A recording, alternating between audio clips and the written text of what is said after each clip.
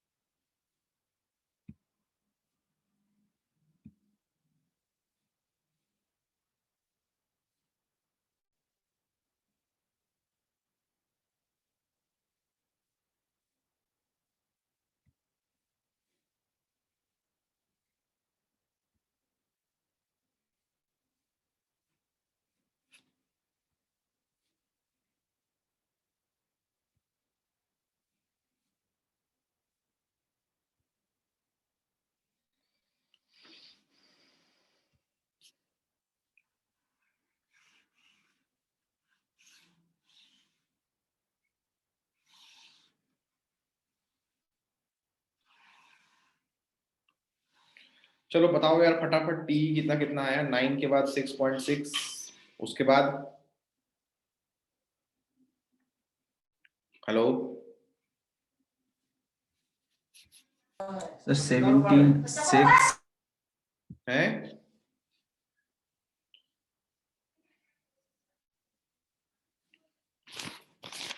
नहीं Sir, बताओ 17, 17 10, 17 10, 5.33, 5.33 18.33, 18.33 13.66, हम्म 15, हम्म 10.83, हम्म 20.33. ठीक है तो इसको यूज करते हुए नेटवर्क डायग्राम बना लेता हूं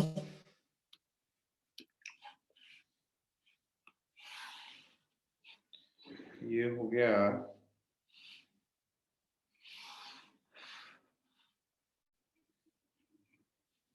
1 से 2 1 से 5 2 से 3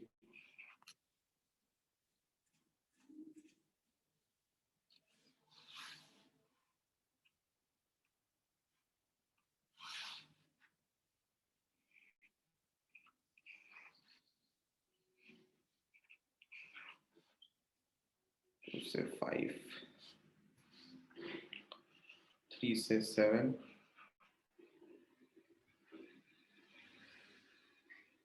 4 से 6 4 से 7 5 से 6 6 से 7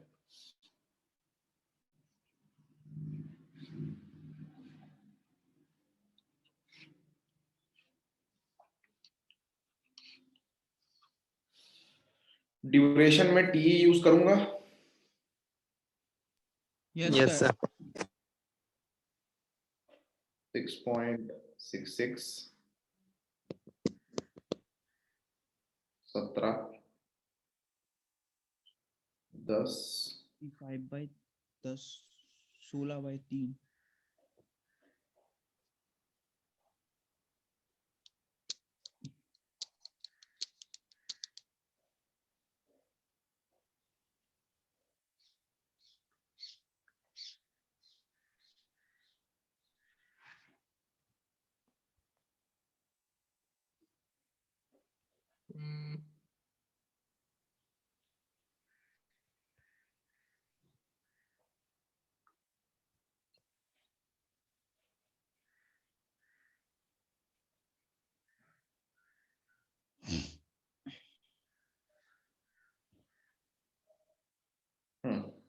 चलो नेटवर्क डायग्राम ये हुआ EST LST लिख लेता हूं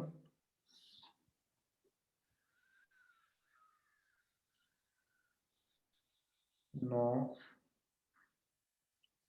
17 9 26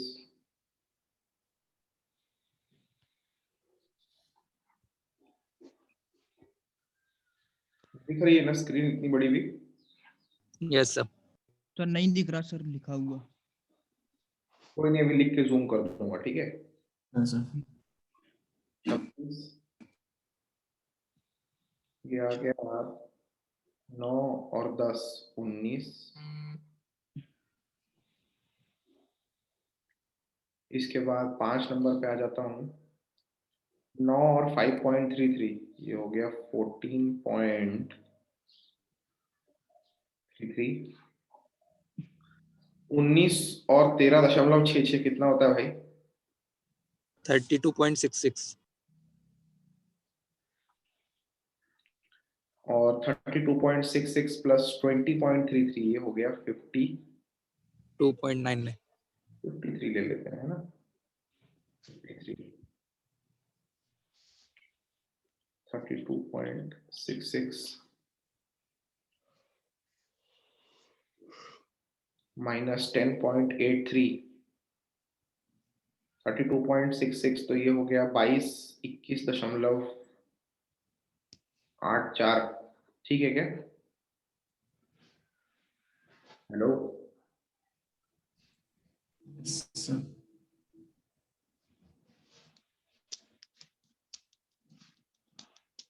तिरपन माइनस 15 38।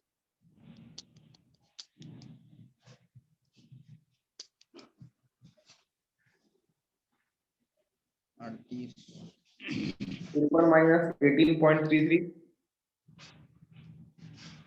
34.67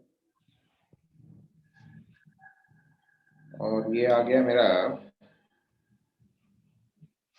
9, ये आ गया 0। आई होप सब सही से लिखा है मैंने,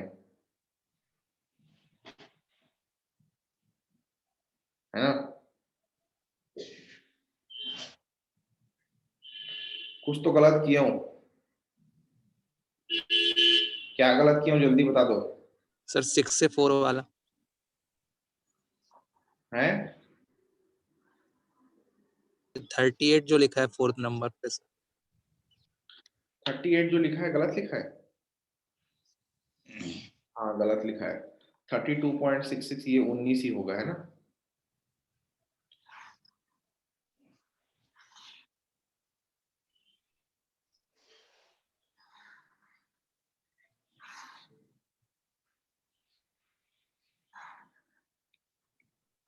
लो, ठीक है।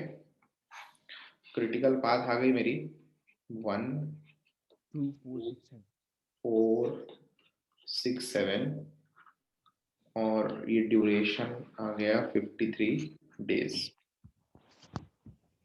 अभी देखो, अभी क्वेश्चन में एक पार्ट एक एस्पेक्ट हम लोगों ने क्लियर कर लिया है।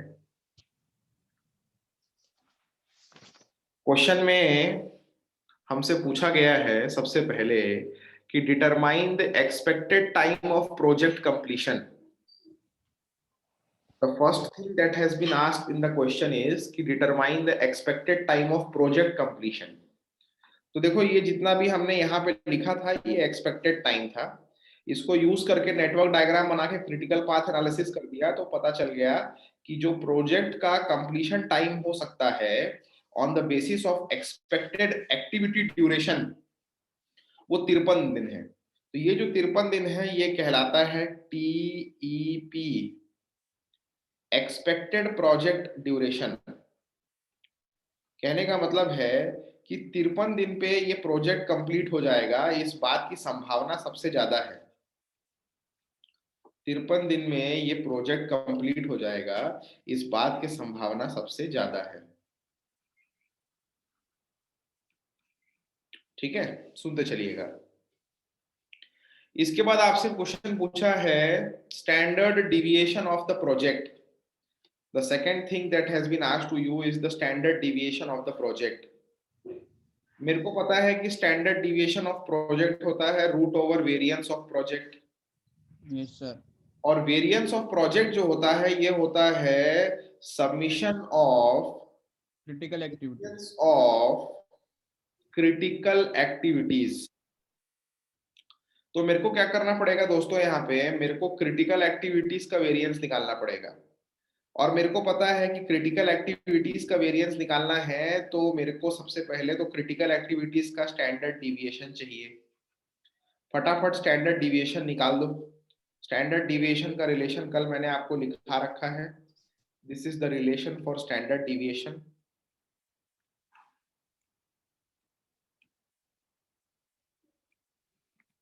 कहाँ गया यार,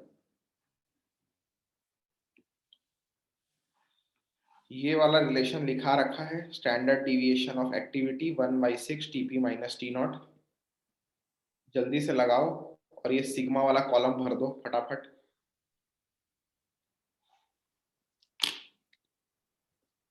सर 1 2/3 1 1 करो 1 करो करो, मैं भी करते जा रहा हूँ, करो मैं भी करता हूँ।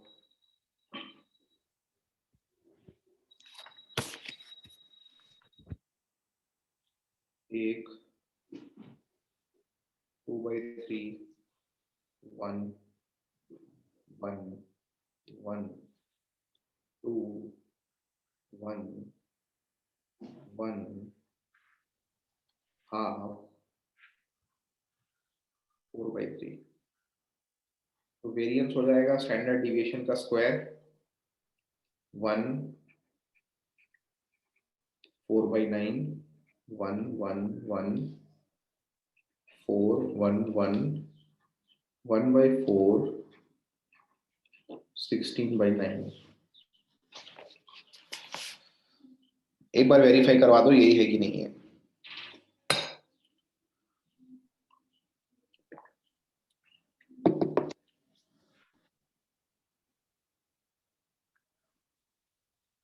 आ रहा है सभी का? Yes sir. तो अब मेरी जो क्रिटिकल एक्टिविटीज है यहाँ पे वो है 1 2 2 4 4 6 6 7। इसके करस्पॉन्डिंग वेरिएंस है 1 1 1 और 16/9। ठीक है, तो मैं जोड़ देता हूं 1 1 1 प्लस 16/9। क्रिटिकल एक्टिविटीज के वेरिएंस को जोड़ दूंगा तो मेरे को वेरिएंस ऑफ प्रोजेक्ट मिल जाएगा, और उसको अंडर रूट कर दूंगा तो मेरे को स्टैंडर्ड डिविएशन ऑफ प्रोजेक्ट मिल जाएगा। जल्दी से बताओ तो भाई कितना आ रहा है ये, कैलकुलेट कर दो फटाक से। Root over 2.18 76 which is equal to 2.18 2.185। ये आ रहा है मेरा standard deviation of the project sigma P. ठीक है, अब इसके बाद जो पूछा है क्वेश्चन का वो पार्ट मैं यहां पे लिखता हूं। पहले पूछ रहा है find the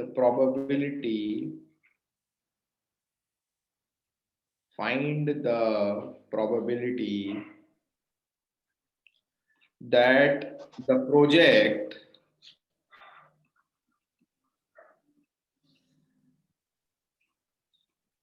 will be finished, number 1, 2 days earlier than expected time, and 2 days later than expected time। अभी समझो इस सवाल को, ठीक है। कह रहा है कि we have to find the probability, इस बात की प्रोबेबिलिटी फाइंड आउट करनी है कि जो प्रोजेक्ट है वो खत्म हो जाएगा 2 दिन पहले देन द एक्सपेक्टेड टाइम। सुनते चलिएगा मेरी बात को। मुझे पता है कि जो मेरा एक्सपेक्टेड ड्यूरेशन है ये 53 दिन है, और मैं जानता हूं कि PERT के अंदर में जो प्रोजेक्ट कंप्लीशन होता है उसका समय नॉर्मली डिस्ट्रीब्यूटेड होता है, नॉर्मली डिस्ट्रीब्यूटेड.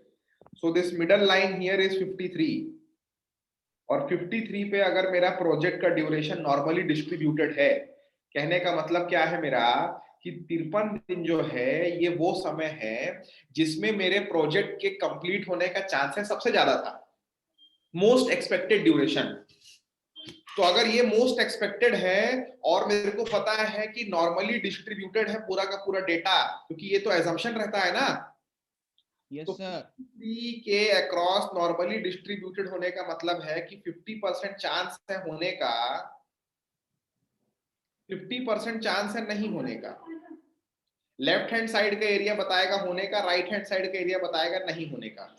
ये बोलता है क्वेश्चन में कि आप प्रोबेबिलिटी निकालिए कि आपका प्रोजेक्ट खत्म हो जाएगा 2 दिन पहले देन द एक्सपेक्टेड टाइम.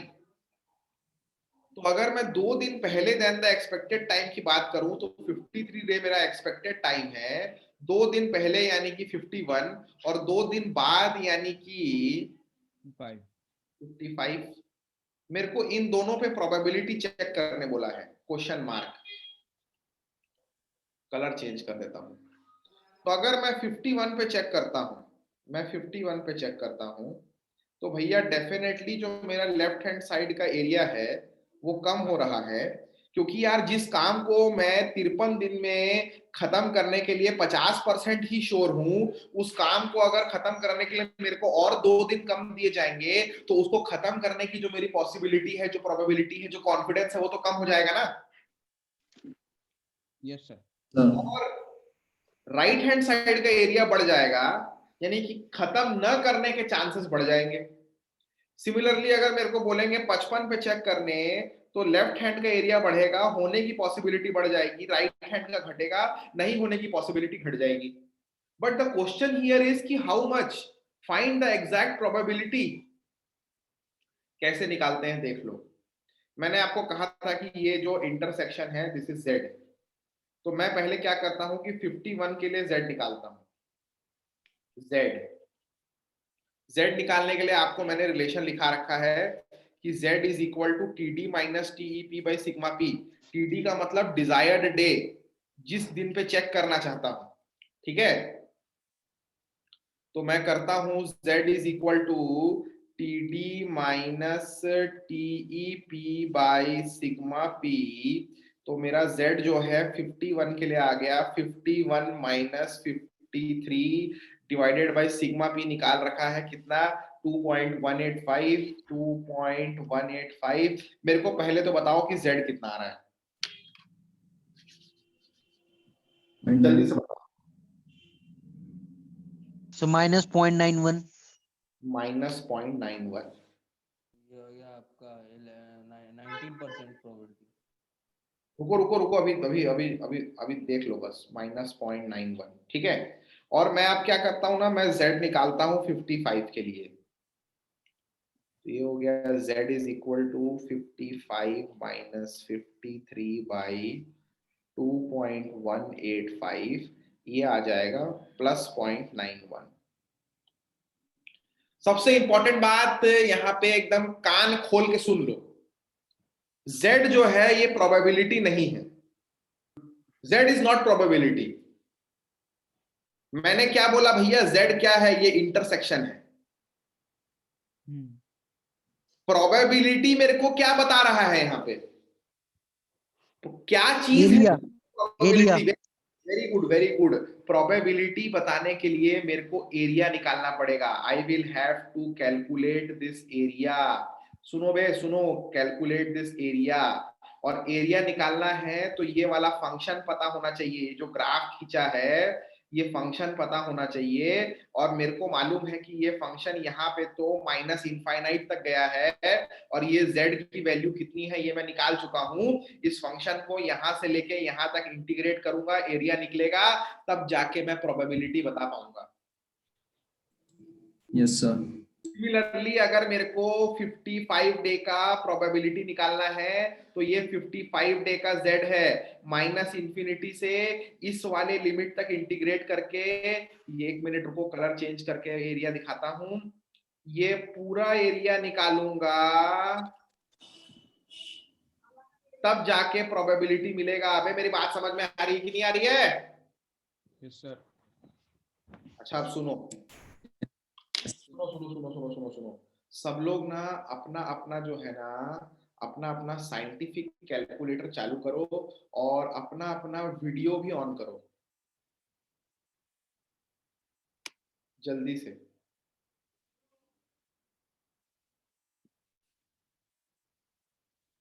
चालू किए क्या?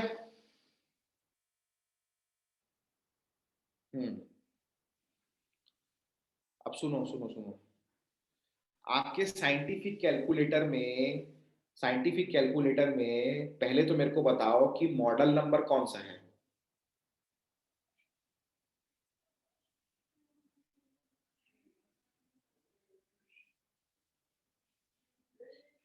मॉडल नंबर कौन सा है calculator? FX 991 MS। FX 991 MS। एक बार कैमरा पे मेरे को पूरा दिखाओ तो कैलकुलेटर कौन सा है। अच्छा ये देखो ये देखो, ये जो है 1991 MS। अच्छा सुनो सुनो सुनो, ये वाला जो कैमरा है, ये वाला जो कैमरा है, ठीक है, कौन सा वाला camera, let me tell you. ये जो सिल्वर सिल्वर वाला दिख रहा है कैलकुलेटर, सिल्वर वाला कैलकुलेटर, ये सिल्वर वाला मॉडल कौन सा है भाई, नाम बताना। सिल्वर सिल्वर वाला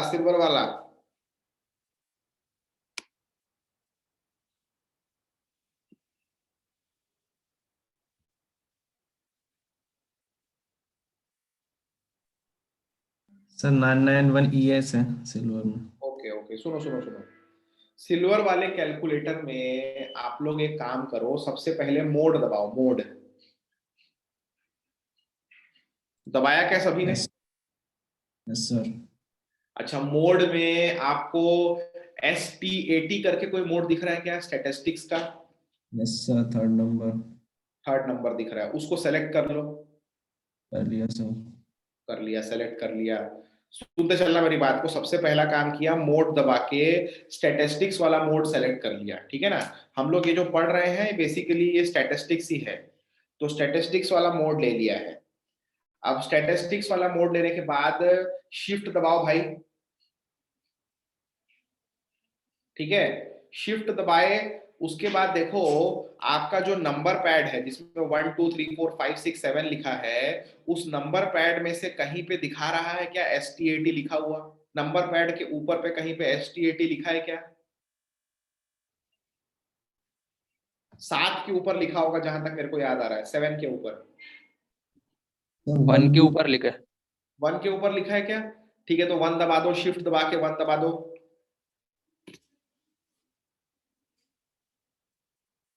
वीडियो शेयर करो ना यार, वीडियो नहीं शेयर करोगे क्या? मेरे सर पास नहीं काम। नहीं है अभी। हाँ शिफ्ट दबा के 1 दबाओ तो मेरे को बताओ कि क्या दिखा रहा है अभी कैलकुलेटर की स्क्रीन पे। सर सिर्फ दबा के बंद दबाने पे कुछ नहीं हो रहा। पहले मोड दबा के स्टैटिस्टिक्स लिए थे। हाँ सर, स्टैटिक्स में चूज करने को आ रहा है 1 से लेके 8 तक ऑप्शन है, उसमें क्या करना है? उसमें 3 नंबर सेलेक्ट कर भाई, 3 नंबर सेलेक्ट कर। -+C(x²)। नहीं यार, रुको तुम लोग सर 1 मिनट होल्ड करो, मैं कैलकुलेटर लेके आता हूँ। सर ये देखिए।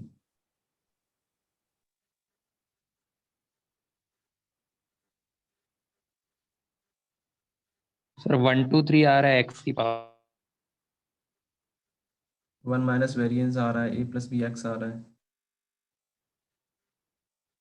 शिफ्ट दबा के 1 दबाओ ना।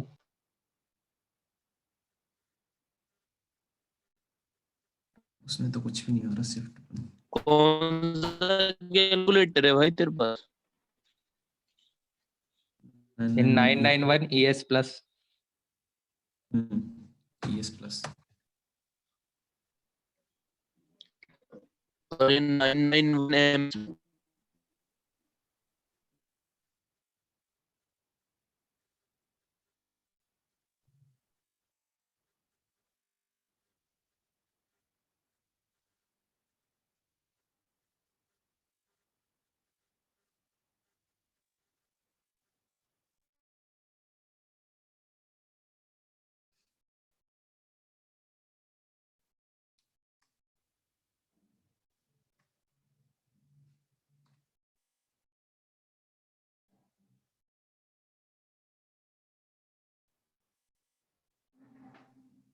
अच्छा देखो, सुनो सुनो, सबसे पहला काम, अपने कैलकुलेटर में मोड दबाओ। मोड दबाने के बाद 3 नंबर पे STAT लिखा है, 3 सेलेक्ट कर लो। सर 3 सेलेक्ट करने के बाद ये वाली स्क्रीन आ रही होगी, ये यस वाली स्क्रीन, यहाँ पे AC दबा दो, आ रही सर AC दबा दो, AC। ठीक है, अब AC दबा दोगे ना तो स्क्रीन के टॉप पे STAT लिखा दिखेगा। दिख रहा है क्या? सर दिख रहा है। दिख रहा है, सबको दिख रहा है भाई? जिनके पुराने कैलकुलेटर हैं, आप अपने हिसाब से मोड सेलेक्ट करिए और मोड सेलेक्ट करने के बाद STAT मोड जो है कैलकुलेटर पे ऑन करिए। ठीक है, समझ रहे हो मेरी बात को? क्यों भाई? इसके बाद सुनते चलना, इसके बाद शिफ्ट दबा के 1 दबाओ। शिफ्ट दबा के 1 दबाओ। शिफ्ट दबा के 1 दबाओगे तो ये वाली स्क्रीन दिखेगी। यस सर आ गया। दिख रहा है क्या? Yes sir. इस वाली स्क्रीन पे देखो 5 नंबर पे लिखा है distribution. Yes sir. 5 number select कर लो। फिर से 4 ऑप्शन आ गए। फिर 4 ऑप्शन दिख रहा होगा, ऐसा 4 ऑप्शन आ रहा होगा। Yes sir. इस 4 ऑप्शन में पहला वाला सेलेक्ट कर लो। वो पहला वाला जो P ब्रैकेट है वो नॉर्मल डिस्ट्रीब्यूशन है। Yes sir. सभी ने कर लिया क्या भाई? Yes sir. हेलो हेलो, सभी ने कर लिया क्या? सुनते चलना मेरी बात को, ध्यान से सुनते चलना मेरी बात को, ध्यान से सुनते चलना मेरी बात को, ठीक है ना? सुनो सुनो सुनो,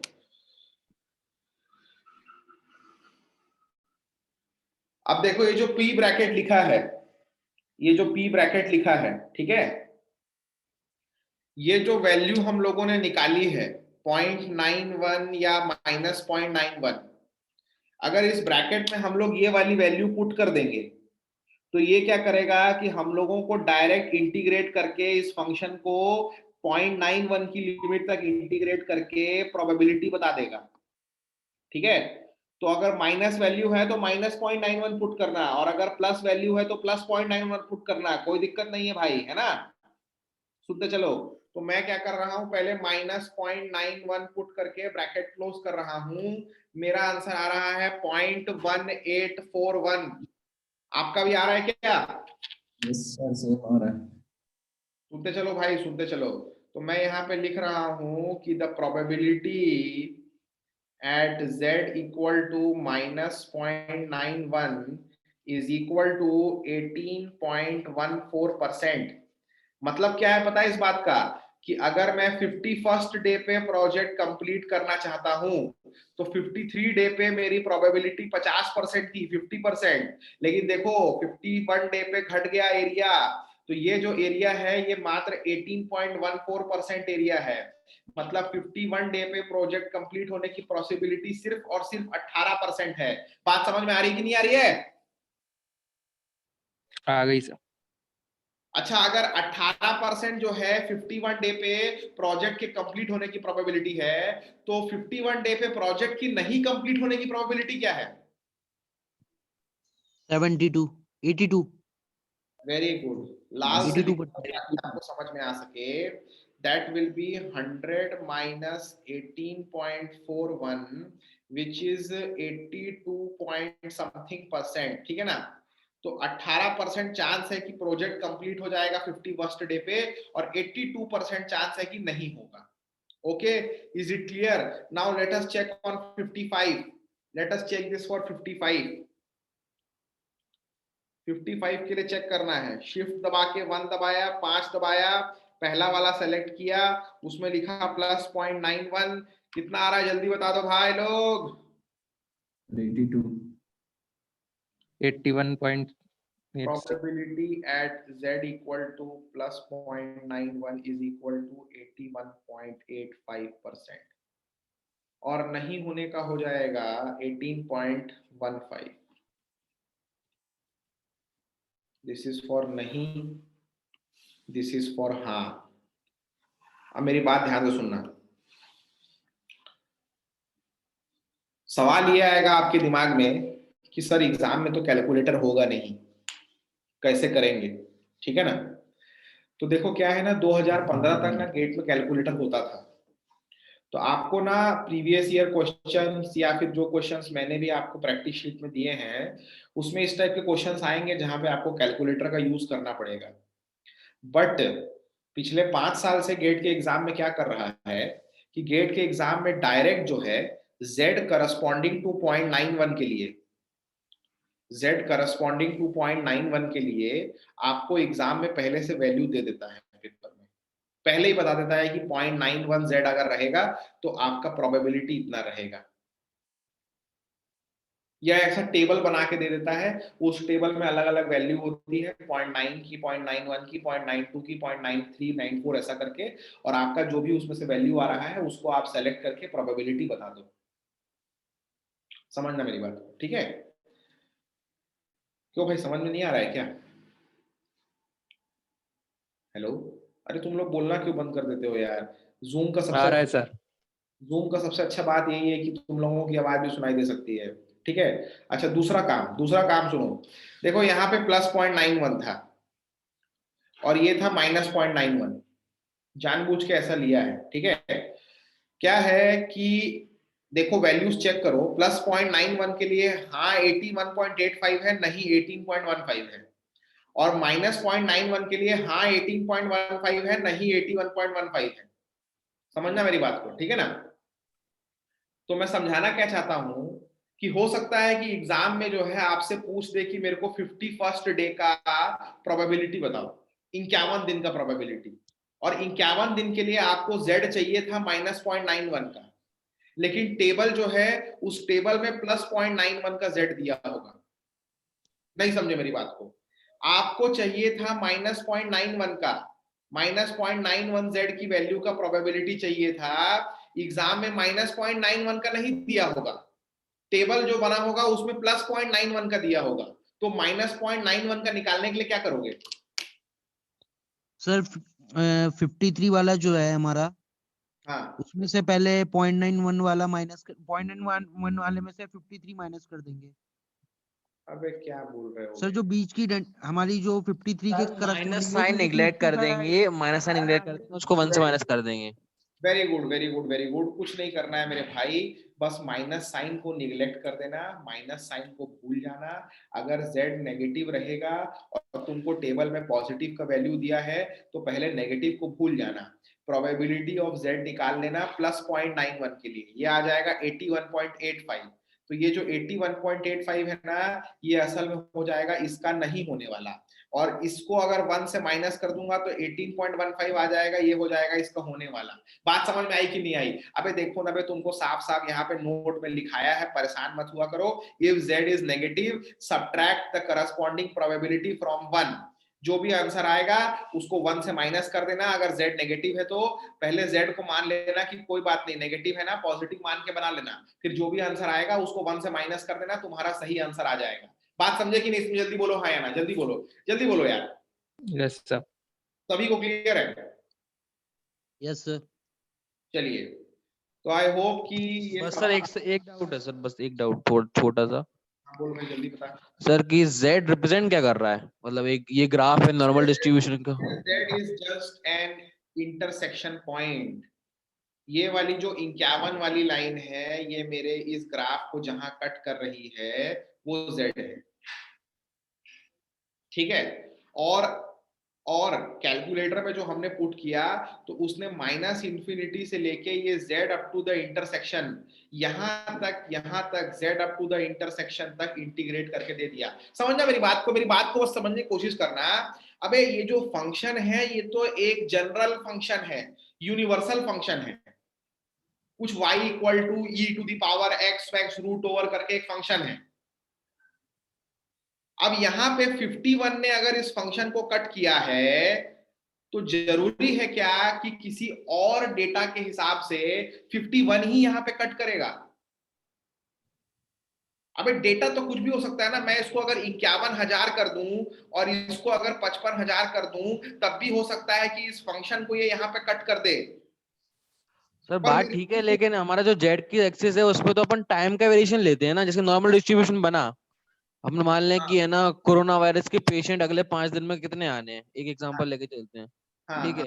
उसके लिए अगर हम नॉर्मल डिस्ट्रीब्यूशन डिफाइन करेंगे तो टाइम के लिए एक्स एक्सिस पे तो हमेशा टाइम ही होगा, यहाँ नंबर ऑफ वाई एक्सिस पे नंबर ऑफ केसेस होंगी, तो हम जेड को रिप्रेजेंट क्या करा रहे हैं? That is just the inter, वही तो मैं बता रहा हूँ। 2 मिनट सुन लो, 2 मिनट सुन लो, ध्यान से सुनना तो क्लियर हो जाएगा। देखो यहाँ पे z को मैंने क्या लिखा है, td minus TE by sigma P, ठीक है। अब कुछ भी डेटा हो, td यहाँ पे मैंने क्या रखा, 51 रखा, टीई रखा 53। मैं कहता हूँ कहीं पर मैं td रख दूंगा 105 और कहीं पे मैं टीई रखूंगा 103, कुछ भी डेटा हो सकता है, मेरे को उससे कोई मतलब नहीं है, ठीक है ना। लेकिन जो मेरा सिग्मा पी है, जो मेरे पर्टिकुलर प्रोजेक्ट का स्टैंडर्ड डिविएशन है, ये तो मेरे उस पर्टिकुलर प्रोजेक्ट के ऊपर ही बेस्ड होगा ना।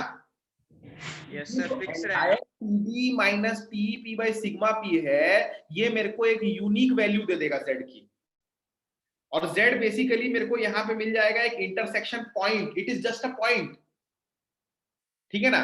यहाँ पे ऐसा नहीं है कि मैंने यहाँ से ये टाइम वाला ले लिया, यहाँ से प्रोबेबिलिटी वाला ले लिया और इसको दोनों को देख लिया ये इंटरसेक्शन है। अबे ये वाली एक्सिस मेरी प्रोबेबिलिटी की एक्सिस ही नहीं है, प्रोबेबिलिटी मेरे को पता चल रहा है एरिया अंडर द कर्व से। मेरी बात समझ रहे हो ना तुम लोग? Yes sir. So Z is a unique number, Z is a unique number, और इस पर्टिकुलर नॉर्मल डिस्ट्रीब्यूशन चार्ट के लिए ये जो Z की वैल्यू है, ये हमेशा, चाहे डेटा कैसा भी नॉर्मली डिस्ट्रीब्यूटेड डेटा, कितना भी बड़ा डेटा हो छोटा डेटा हो, उससे कोई फर्क नहीं पड़ेगा। जब मैं ये total TD minus TEP by sigma P करूंगा तो मेरे को Z का वो इंटरसेक्शन पॉइंट मिल जाएगा। क्लियर है सभी को? Hello, yes sir. Anybody, any yes doubt? Sir. Yes sir, clear है, थोड़ा थोड़ा दिक्कत है लेकिन ठीक है। चलो देखो, ज्यादा स्टैटिस्टिक्स में जाने की जरूरत भी नहीं है, ठीक है ना। पर्ट से इक्का दुक्का सवाल आते हैं, और उन इक्का दुक्का सवाल को बनाने के लिए जो कॉन्सेप्ट अभी हम लोगों ने डिस्कस किया, it is more than enough. हम लोगों ने ये भी समझ लिया है कि प्रोबेबिलिटी डिस्ट्रीब्यूशन का कॉन्सेप्ट क्या है, नॉर्मल डिस्ट्रीब्यूशन क्या है, बेसिक से थोड़ा ज्यादा ही समझ गए, ठीक है।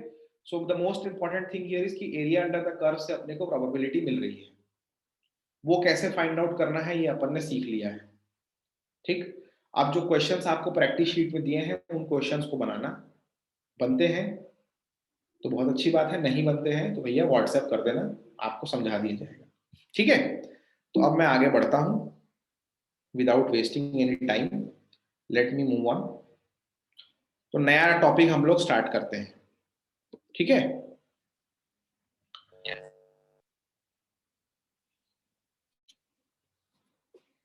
नया टॉपिक स्टार्ट करता हूं।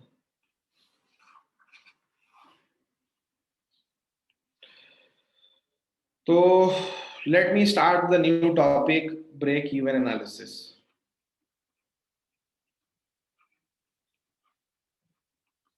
ब्रेक इवन एनालिसिस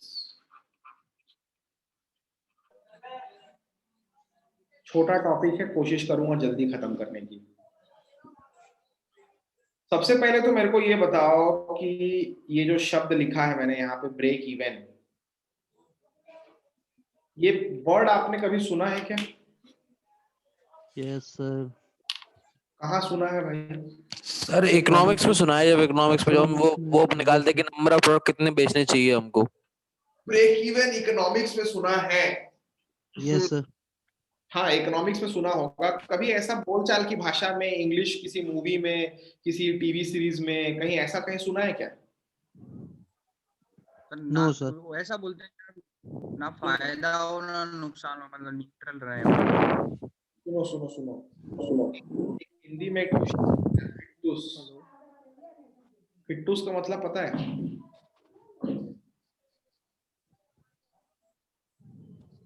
क्यों भाई? बराबर, ना लॉस ना फायदा। Very good very good. अबे फिट्टूस अपन तब बोलते हैं जब हिसाब बराबर हो जाए। अबे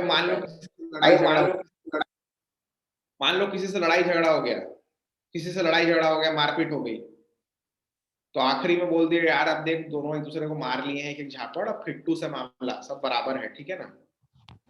आज दोबारा मेरे को मारने मत आना, हिसाब बराबर हो गया अपना, दैट इज फिट्टूस। तो ये जो फिट्टूस होता है ना, इसी को अपन कहते हैं ब्रेक इवन। ब्रेक इवन का मतलब होता है अब अपना हिसाब किताब बराबर है, ठीक है? हीरो बोलता है विलेन से या विलेन बोलता है हीरो से, now we are break even, अब अपना हिसाब बराबर है। मैंने तेरी माँ को किडनैप किया था, तूने मेरा गोदाम जला दिया था, ठीक है ना? तो अब अपना हिसाब बराबर हो चुका है, ऐसा। So break even. तो सवाल ये उठता है कि ये ब्रेक इवन एनालिसिस असल में है क्या? What is break even analysis? ठीक है, समझना मेरी बात को। इकोनॉमिक्स के टर्म्स में बोले तो ब्रेक इवन वो पॉइंट है जहां पर किसी संस्था, ऑर्गेनाइजेशन, कंपनी, बिजनेस, प्रोजेक्ट, कुछ भी हो, अगर उस पर्टिकुलर ऑर्गेनाइजेशन, कंपनी, संस्था, प्रोजेक्ट का कोई भी बिजनेस मॉडल है, वो कैसे भी रेवेन्यू ला रहे हैं, पैसा कमा रहे हैं, तो वो सिचुएशन जहां पर बिजनेस में होने वाला खर्चा, चाहे वो कैसा भी खर्चा हो, वो खर्चा अगर बिजनेस के द्वारा कमाए गए पैसे के बराबर हो जाए। बिजनेस में दो चीज है, एक होता है कि आप इनपुट देते हैं, दूसरा आपको आउटपुट मिलता है। तो इनपुट इक्वल टू आउटपुट हो जाए, आने वाला पैसा जाने वाले पैसे के बराबर हो जाए, तो that point is called as break even point. अभी नहीं समझ में आया होगा, ठीक से नहीं समझ में आया होगा। एक एग्जांपल लेते हैं, समझने की कोशिश करते हैं। एग्जांपल से ही पूरा का पूरा कॉन्सेप्ट रगड़ देंगे। मान लो कि अपने को एक छोटा सा बिजनेस करना है, कोई भी एक छोटा सा बिजनेस।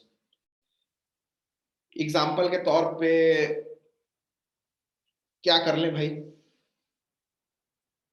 बोलो बोलो बोलो बोलो बोलो, कुछ भी बताओ। तुम लोगों का कुछ बिजनेस करने का मन है तो बताओ, थोड़ा दिमाग लगाते हैं।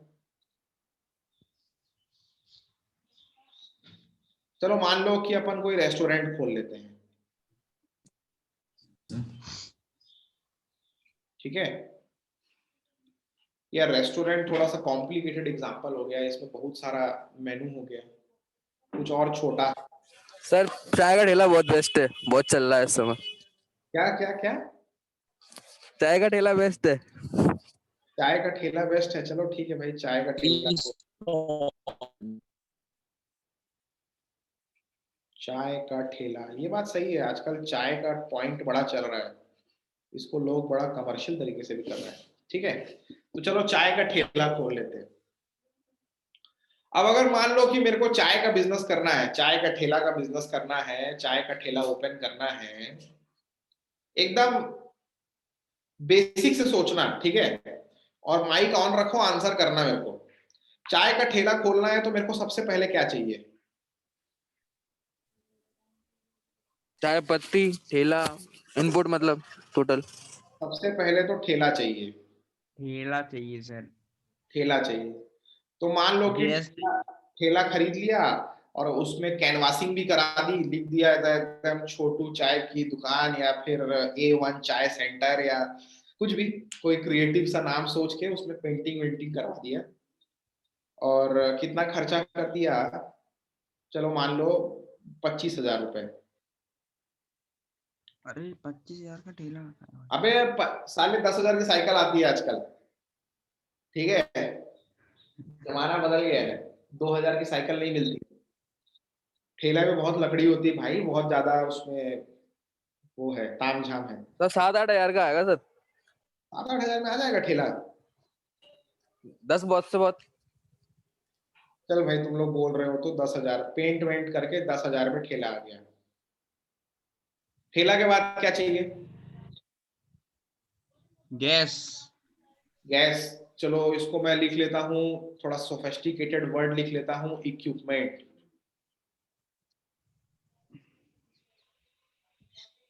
अंग्रेजी में इक्विपमेंट चाहिए, उसमें आ जाएगा गैस स्टोव, लाइटर, और चाय बनाने का बर्तन, और दुनिया भर के मसाले रखने की डिब्बियां, और वो कांच की शीशी जो आती है चाय पीने वाली छोटी वाली, जो इंडिया में ये चाय के ठेले पे मिलती है और कहीं मिलती नहीं है।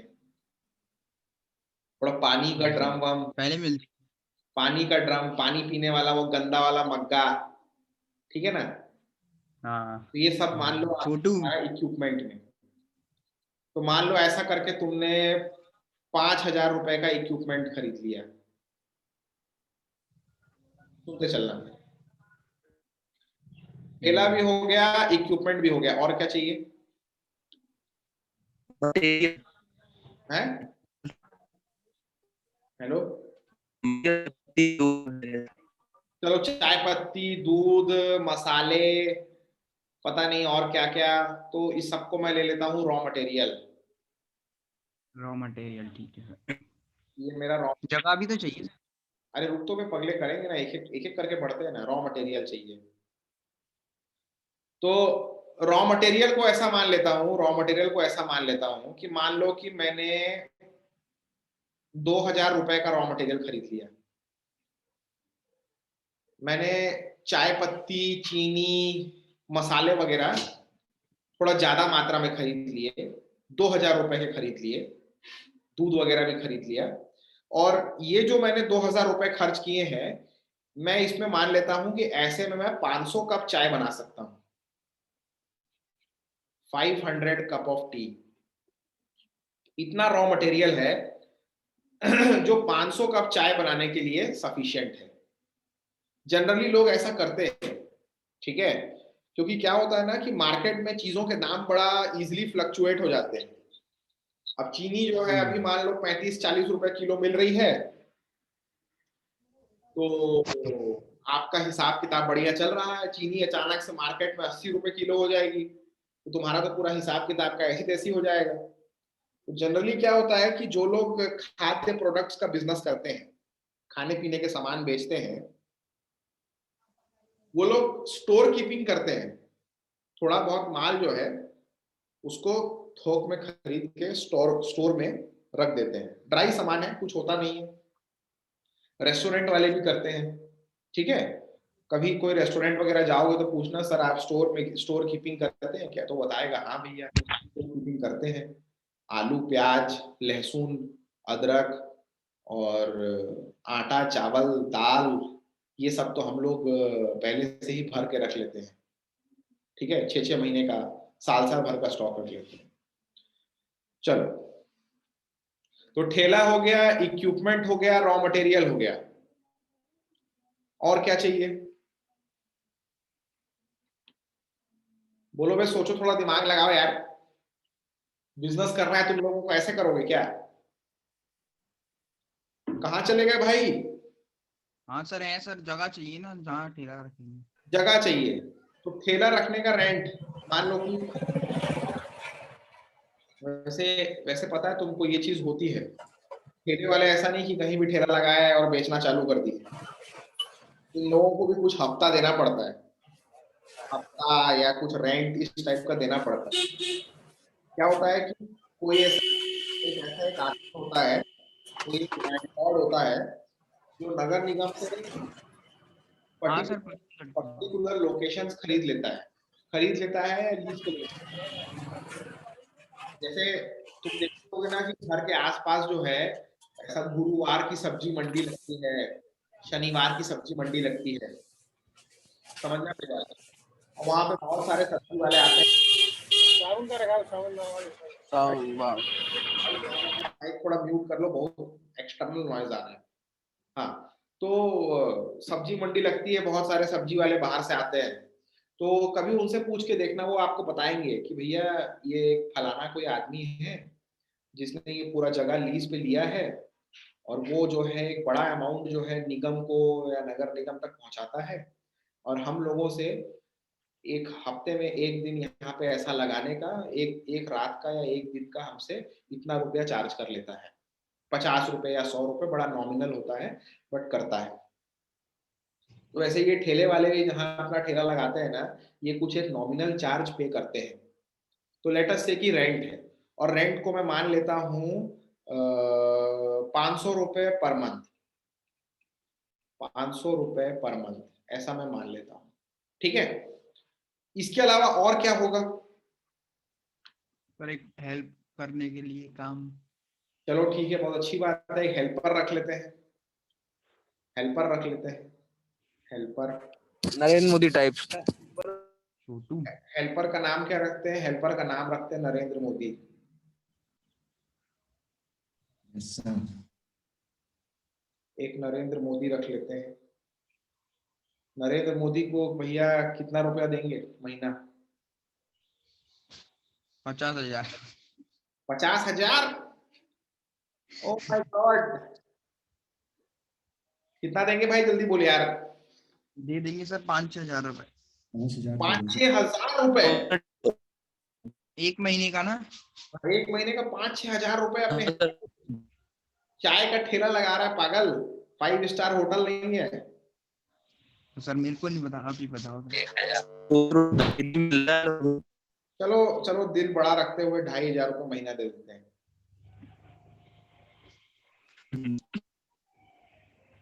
ठीक है, ये अपना नरेंद्र मोदी ही अपना छोटू है, ये छोटू सब काम करेगा। ठीक है, चाय भी वो जो ऐसा ऐसा एक वो आता है ना, ट्रे आता है ना जिसमें से शीशियां रख के दुकानों पे जाके भैया चाय, है ना, सब काम यही कर लेगा, हेल्पर है अपना। एक और खर्चा ले लेते हैं कि मान लो एक काम वाली बाई रख लेते हैं। काम वाली बाई दिन में 2 टाइम आएगी, एक बार सुबह आएगी, एक बार शाम आएगी, और वो जो कांच की गंदी शीशियां हैं उनको साफ करके जाएगी। तो काम वाली बाई को अपन को है ना फिक्स चार्ज नहीं देते, काम वाली बाई को बोलते हैं कि भाई तेरे को जो है ना, तेरे को जो है 10 ग्लास धोने का 10 ग्लास धोने का 2 रुपए देंगे, 2 रुपीज। 10 ग्लास साफ करेगी, 10 ग्लास धोएगी तो 2 रुपए देंगे। तो इससे अपना फायदा ये हो जाएगा कि अगर मान लो किसी दिन अपना चाय वाय नहीं बिका, तो बिना मतलब का काम वाली आएगी और कुछ उसको काम रहेगा नहीं और करके चले जाएगी। तो अपन ने काम वाली बाई को ना डेली वेज पे फिक्स कर दिया है। काम वाली बाई से अपन ने हिसाब बनवा लिया है कि देख ऐसा है कि भैया तेरे को ना 10 ग्लास धोएगी तो 2 रुपया दे दूंगा। ठीक है, तो जिस दिन ज्यादा ग्लास धोएगी ज्यादा रुपया कमा लेगी, इस तरीके से उसका अपन हिसाब किताब बनाएंगे। तो मेरे ख्याल से यहाँ तक अपना बहुत हो गया, इतने में तो अपना बिजनेस का अपन ने बहुत प्लानिंग कर लिया। 10,000 का ठेला लगा लिया, 5,000 का इक्विपमेंट लगा लिया, 2,000 रुपए का रॉ मटेरियल, 500 रुपए भाड़ा, 2,500 रुपए नरेंद्र मोदी को, और उसके बाद 10 गिलास धोने का 2 रुपए। तो 10 गिलास धोने का 2 रुपए, तो एक गिलास के पीछे कितना आ गया भाई? 0.2 रुपीज, है ना? Yes sir. पुलिस वालों का कहाँ गया? 0.2 रुपीज पर ग्लास। पुलिस वालों का भी ले लें, चलो पुलिस वालों का, पुलिस क्या हफ्ता, पुलिस भी हफ्ता वसूली करेगी। पुलिस का हफ्ता हो गया 100 रुपए महीना।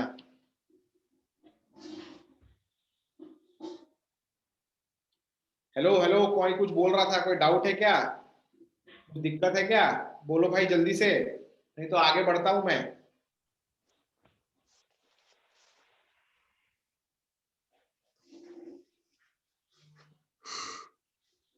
चलो भाई सुनो, सुन भी लो, सुन भी लो, सुन भी लो।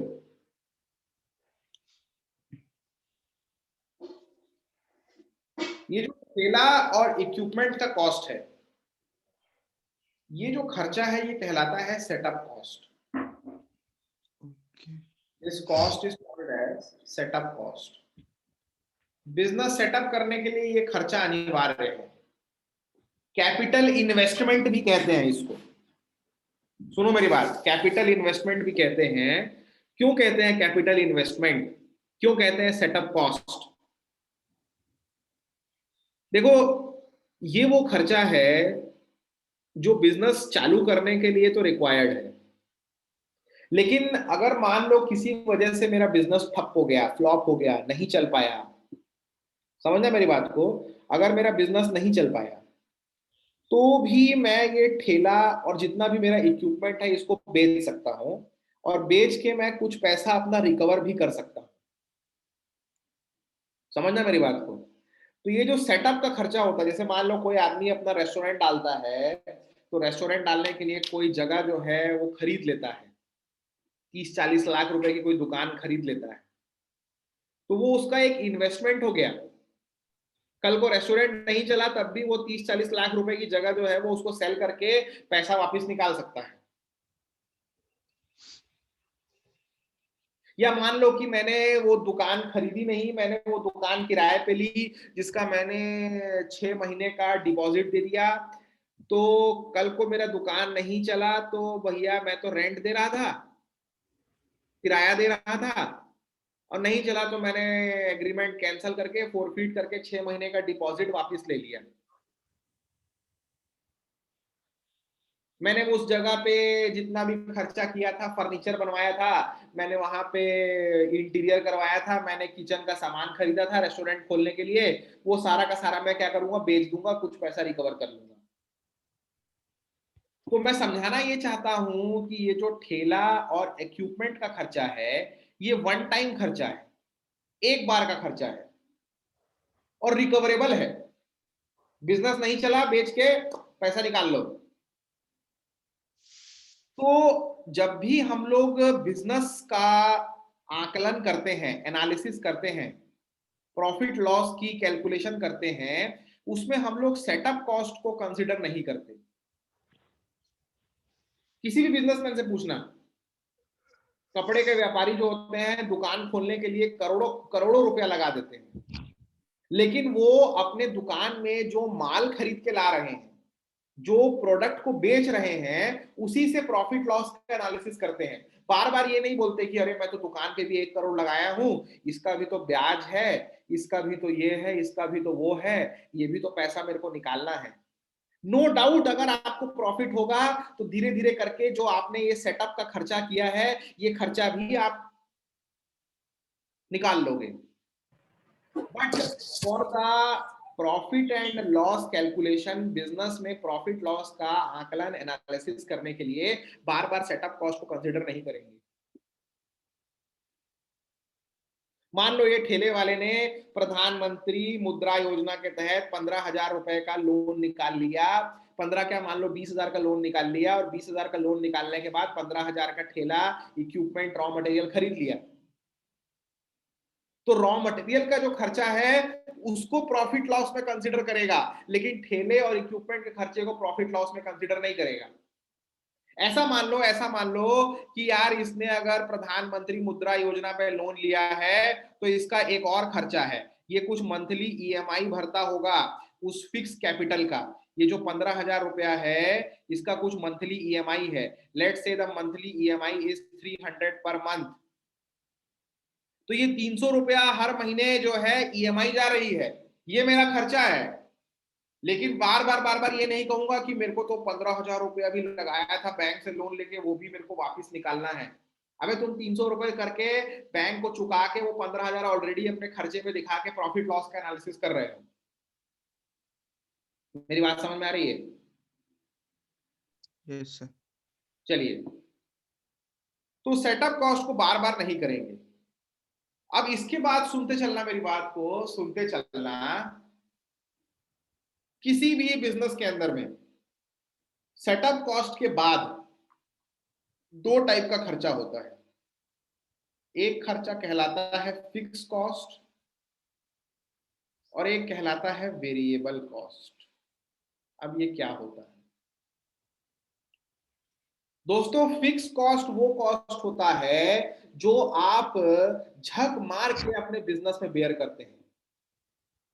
कहने का मतलब है कि ये चाय वाले ने अगर अपना चाय का ठेला स्टार्ट किया और मान लो किसी कारणवश इसका एक भी कप चाय नहीं बिका, लॉकडाउन लग गया भाई, बेचारे ने लोन वोन लेके ठेला लगाया, लॉकडाउन लग गया, अच्छा। तब भी लॉकडाउन अगर लग भी जाता है तो मेरे को बताओ कि जितने खर्चे मैंने यहाँ पे लिस्ट आउट किए हुए हैं, एक्सेप्ट सेटअप कॉस्ट को अब भूल जाओ, सेटअप कॉस्ट का हिसाब किताब खत्म कर दिया मैंने। 3 से लेके 8 तक मैंने जितने खर्चे लिखे हुए हैं, अगर लॉकडाउन भी लग गया, चाय नहीं बिकी, तब भी इनमें से वो कौन सा खर्चा है जो मेरे को झक मार के बेयर करना पड़ेगा? EMI। तो EMI तो देनी पड़ेगी। अरे बोलो यार, अरे नहीं बोलोगे क्या? Yes sir. अबे बैंक को EMI देनी पड़ेगी जब तक मोरेटोरियम नहीं आता। मोरेटोरियम आने का मतलब भी क्या होता है बे? मोरेटोरियम के बाद भी तो बोलते हैं कि और बढ़ा के बाद में ले लेंगे। उसके बाद पुलिस वाले अगर अपने हरकत पे उतर गए तो हफ्ता भी वसूलेंगे, वो तो फिक्स है। उसके बाद जो छोटू है वो तो मेरे पे निर्भर हो गया ना, नरेंद्र मोदी तो मेरे पे निर्भर है। अरे बोलो ना यार। हाँ सर, हाँ सर। अगर आपका स्टाफ है, अगर आप कोई रेस्टोरेंट चलाते हैं, आपके पास 10 आदमी का स्टाफ है, आपका जो है उस महीने दुकान बंद हो गया, लॉकडाउन लग गया, उनको क्या बोलोगे? भैया मैं सैलरी नहीं दूंगा। उनका घर कैसे चलेगा? देना पड़ेगा। समझना मेरी बात को। काट पीट के देंगे, कुछ भी देंगे, देना तो पड़ेगा ना। Yes sir. रेंट तो देना पड़ेगा, 500 रुपए भाड़ा भी देना पड़ेगा। अबे तुमने कहीं पे कोई रेस्टोरेंट खोल लिया, तुमने किराए पे कोई जगह ले ली, अब मान लो कि लॉकडाउन तो चलो एक्सट्रीम सिचुएशन हो गया, मान लो कि तुमको कोई कस्टमर आ ही नहीं रहा है, कोई नहीं आ रहा खाना खाने तुम्हारे रेस्टोरेंट में, तब भी जो मकान मालिक है वो तो रेंट लेगा ना।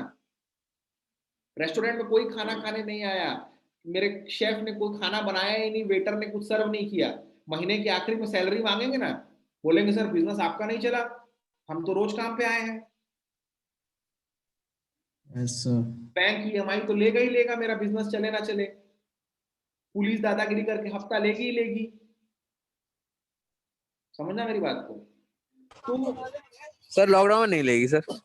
अब अरे मैं मतलब समझाना चाह रहा था, लॉकडाउन तो एक्सट्रीम सिचुएशन हो गया, कुछ भी परिस्थिति हो सकती है। मान लो बिजनेस नहीं चल रहा है, somehow you are not performing well in your business, then also ये खर्चे तो अपने को झक मार के बेयर करने पड़ेंगे।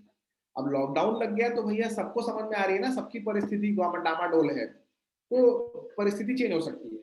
मेरे जो हेल्पर्स हैं, मेरे को जो स्टाफ है, मेरा जो शेफ है, वो भी मेरे को बोलेगा कि सर हाफ सैलरी दे दो, 30% दे दो, घर चल जाए, ये वो, that is different scene. But अगर नॉर्मल परिस्थिति है, कुछ नहीं है, कोई कोरोना नहीं, कुछ नहीं, और बिजनेस नहीं हो पा रहा, तो इट इज माई लॉस, मेरा लॉस है। मैं बिजनेस करने उतरा था, जो मेरे यहाँ पे कुक है वो तो नौकरी कर रहा है भाई। समझ रहे हो ना मेरी बात को? तो 4, 5, 7, 8 ये जो 4 खर्चे हैं, ये वो खर्चे हैं जो भैया भले ही मेरा बिजनेस चले ना चले, माल रुपया 1 रुपया कमाई हो ना हो, ये खर्चा मेरे को झक मार के बेयर करना पड़ेगा। तो this type of cost is called as fix cost. I hope you are getting my point. This type of cost is called as fixed cost. Now there is one more cost which is called as variable cost. Variable cost वो खर्चा है जो मेरे को तब bear करना पड़ता है जब मेरा कोई प्रोडक्ट बिकता है। अबे मैंने अगर रेस्टोरेंट खोल रखा है तो जब तक कंज्यूमर आएगा नहीं और जब तक कंज्यूमर एक प्लेट फ्राइड राइस ऑर्डर करेगा नहीं तब तक मेरा चावल का, तेल का, सब्जी का, मसाले का, सॉस का खर्चा नहीं हो रहा है। लेकिन अगर मैंने एक प्लेट फ्राइड राइस बनाई तो उस एक प्लेट फ्राइड राइस के पीछे मेरा कुछ ना कुछ उसका प्रिपरेशन कॉस्ट खर्च होगा।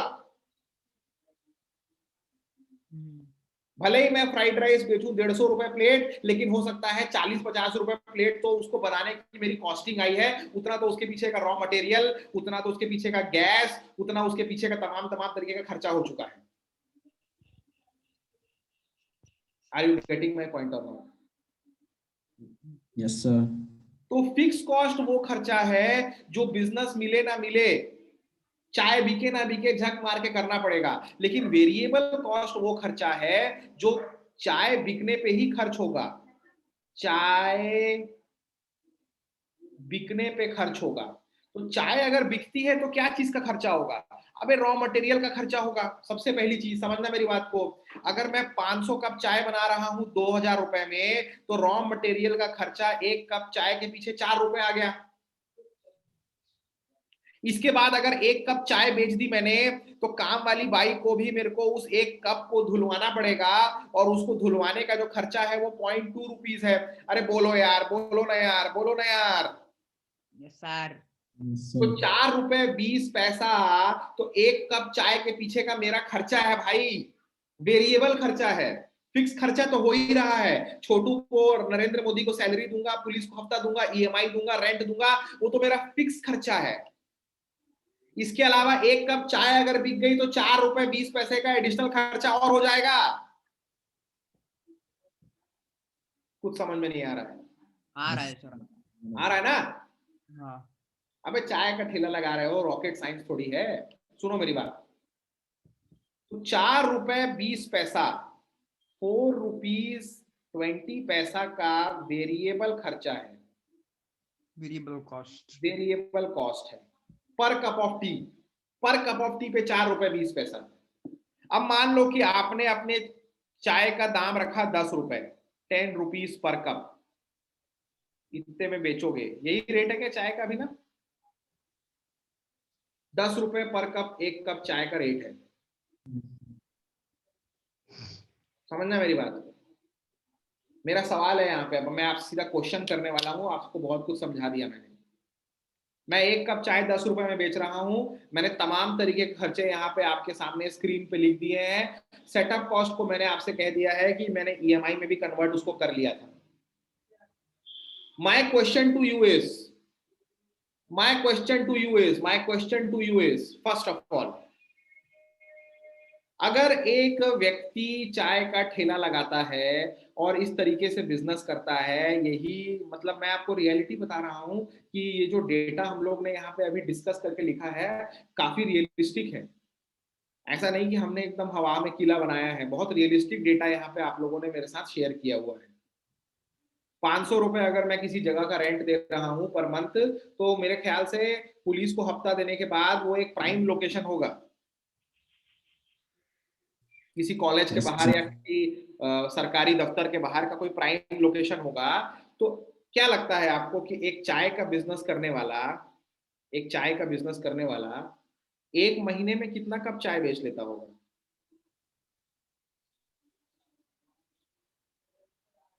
गेस करो। एक दिन में कितना कप चाय बेच लेता होगा? 100। सुबह से शाम अगर लगाता है, सुबह 6-7 बजे से लगा लेता है और काफी पॉपुलर एरिया है, एकदम चौराहा है, 4 सरकारी दफ्तर है, एक आध स्कूल वगैरह का मतलब सेटअप है, कॉलेज भी है वहीं पे, तो मतलब 100 कप चाय तो बिक जाती होगी मेरे ख्याल से सुबह से शाम तक, नहीं क्या? बिक जाएगी सर, 100 तो बिक जाएगी, स्टेशन पे बिक 100 जाएगी। कप चाय तो 100 कप चाय तो अच्छे एरिया में बिक जाएगी। हाँ। तो अगर 100 कप चाय एक दिन में बिकती है, महीने का 30 का मैं मान के चलता हूं, तो 3000 कप चाय का मंथली सेल है। 3000 कप्स पर मंथ इसका मंथली सेल है। Yes sir. अगर मैंने 3000 कप चाय बेचा, सुनो मेरी बात, सुनो मेरी बात, 3000 कप चाय बेचा, तो 10 रुपए के हिसाब से, इसको जरा मैं अलग कलर में लिखता हूं, हरा हरा ज्यादा हो गया।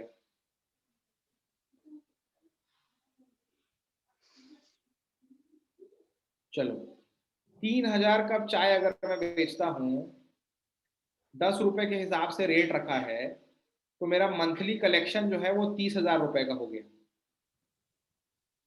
30,000 रुपीज। अब 30,000 रुपीज में से 30,000 रुपीज में से पहले जो मेरा फिक्स खर्चा है वो तो झक मार के बेयर करना ही करना है। फिक्स खर्चा क्या क्या हो गया बे? फिक्स खर्चा हो गया मेरा 500 रुपए रेंट, 2,500 रुपए नरेंद्र मोदी, टोटल 3,000, 100 रुपए पुलिस 3,100, 300 रुपए EMI 3,400 रुपए, ठीक है ना? तो 3,400 रुपीज तो पहले मेरा फिक्स खर्चा है। इसके बाद मेरा 4 रुपए 20 पैसे का वेरिएबल खर्चा है, 4 रुपए 20 पैसे का वेरिएबल खर्चा है। तो मैंने पूरे महीने में 3,000 कप चाय बेचा, तो 3,000 कप चाय के हिसाब से मैं जोड़ देता हूं, एक कप चाय का 4 रुपए 20 पैसा, तो 3 कप चाय का 3,000 इंटू 4 रुपए 20 पैसा। 12,000 कैलकुलेट करके बताओ कितना बचा, कैलकुलेट करके बताओ भाई कितना बचा। 12,600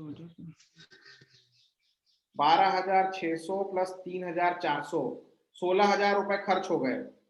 30,000 में से 16,000 रुपए खर्च हो गए, बचा 14,000 रुपए। कुछ समझ में नहीं आ रहा है क्या बे? आ रहा है सर। किसको नहीं आ रहा है जल्दी बोल दो बे, जल्दी बोल दो। हेलो हेलो हेलो, बोलो बोलो, किसको समझ में नहीं आ रहा है? आ रहा है सर, आ रहा है। ये 14,000 रुपया इस चाय वाले का क्या होगा? प्रॉफिट। अबे 30,000 रुपया मेरा जो है ये कलेक्शन था, 30,000 रुपया मेरा कलेक्शन था। इसको कहते हैं हिंदी में गल्ला, रेवेन्यू। हाँ सर।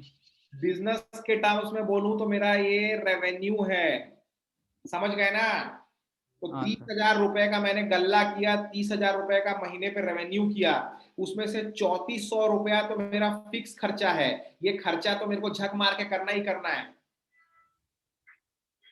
उसके बाद हर कप चाय के पीछे 4 रुपए 20 पैसा लगा है, from raw material point of view. 4 रुपए का रॉ मटेरियल और 2 पैसा 20 पैसा बाई लेगी उस कप को धोने का।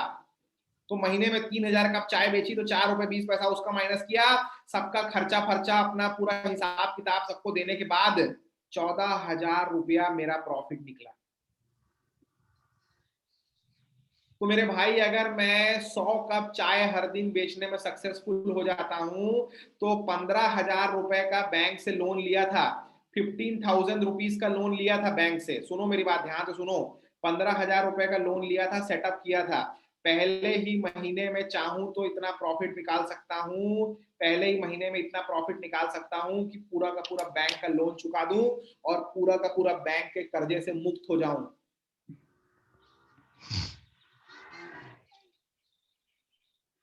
तभी तो बेटा प्रधानमंत्री जी चिल्ला चिल्ला के बोलते हैं, क्या बोलते हैं प्रधानमंत्री जी? Make in India. हाँ। समझ रहे हो ना? चाय का ठेला, पकौड़े का ठेला प्रॉफिटेबल है कि नहीं है? हेलो। हाँ सर। अरे मान लो तुम लोग जो है गेट वेट का एग्जाम निकाल लिए, तुमको 70-80 हजार रुपए महीना मिलने लगा, तो पहले साल नौकरी करते करते हर महीने 15-15 हजार रुपए के 12 ठेले खुलवा लेना। 12 लोगों को जो है 15,000 रुपए देके 12 ठेले खोल देना। 14,000 रुपए का प्रॉफिट हो रहा है, 14,000 रुपए का प्रॉफिट हो रहा है। उससे मान लो तुमने डील भी कर लिया, आधा प्रॉफिट तेरा आधा प्रॉफिट मेरा, तो एक ठेला तुमको ऑन एन एवरेज 5-7 हजार रुपए महीना दे देगा, 12 ठेला का 60,000 रुपए। समझ रहे हो ना बे? ऐसे तो हाँ। आदमी मुकेश अंबानी बनता है। सही है, मजाक कर रहा हूँ। आइडिया अच्छा है। आप भी नहीं, चल रहे होंगे यार मेरे तो। अरे कोचिंग कोचिंग के बाहर मैंने एग रोल के बहुत सेंटर खोल रखे हैं पागल। चलो सुनो यार, ऐसे ही कह रहा हूँ, मैं मजाक कर रहा हूँ। तो अब मेरे को लगता है कि मैं जो आपको कन्वे करना चाह रहा था कि प्रॉफिट का सही आकलन कैसे करना है, कि भैया बिजनेस में जितना भी फिक्स कॉस्ट है और जितना भी वेरिएबल कॉस्ट है, ये सारा का सारा आपको आपके रेवेन्यू में से माइनस करना पड़ेगा। जितना पैसा आपने गल्ले में पाया है उसमें से पहले खर्चे काटने पड़ेंगे, तब जाके ही आपको प्रॉफिट मिलेगा। अब मैं जो आपसे क्वेश्चन पूछ रहा हूं उस क्वेश्चन का आप लोगों को आंसर करना है। You will have to answer that question.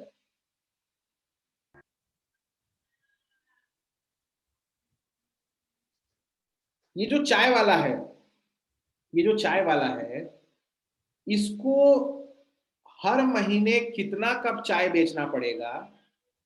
ये जो चाय वाला है इसको हर महीने कितना कप चाय बेचना पड़ेगा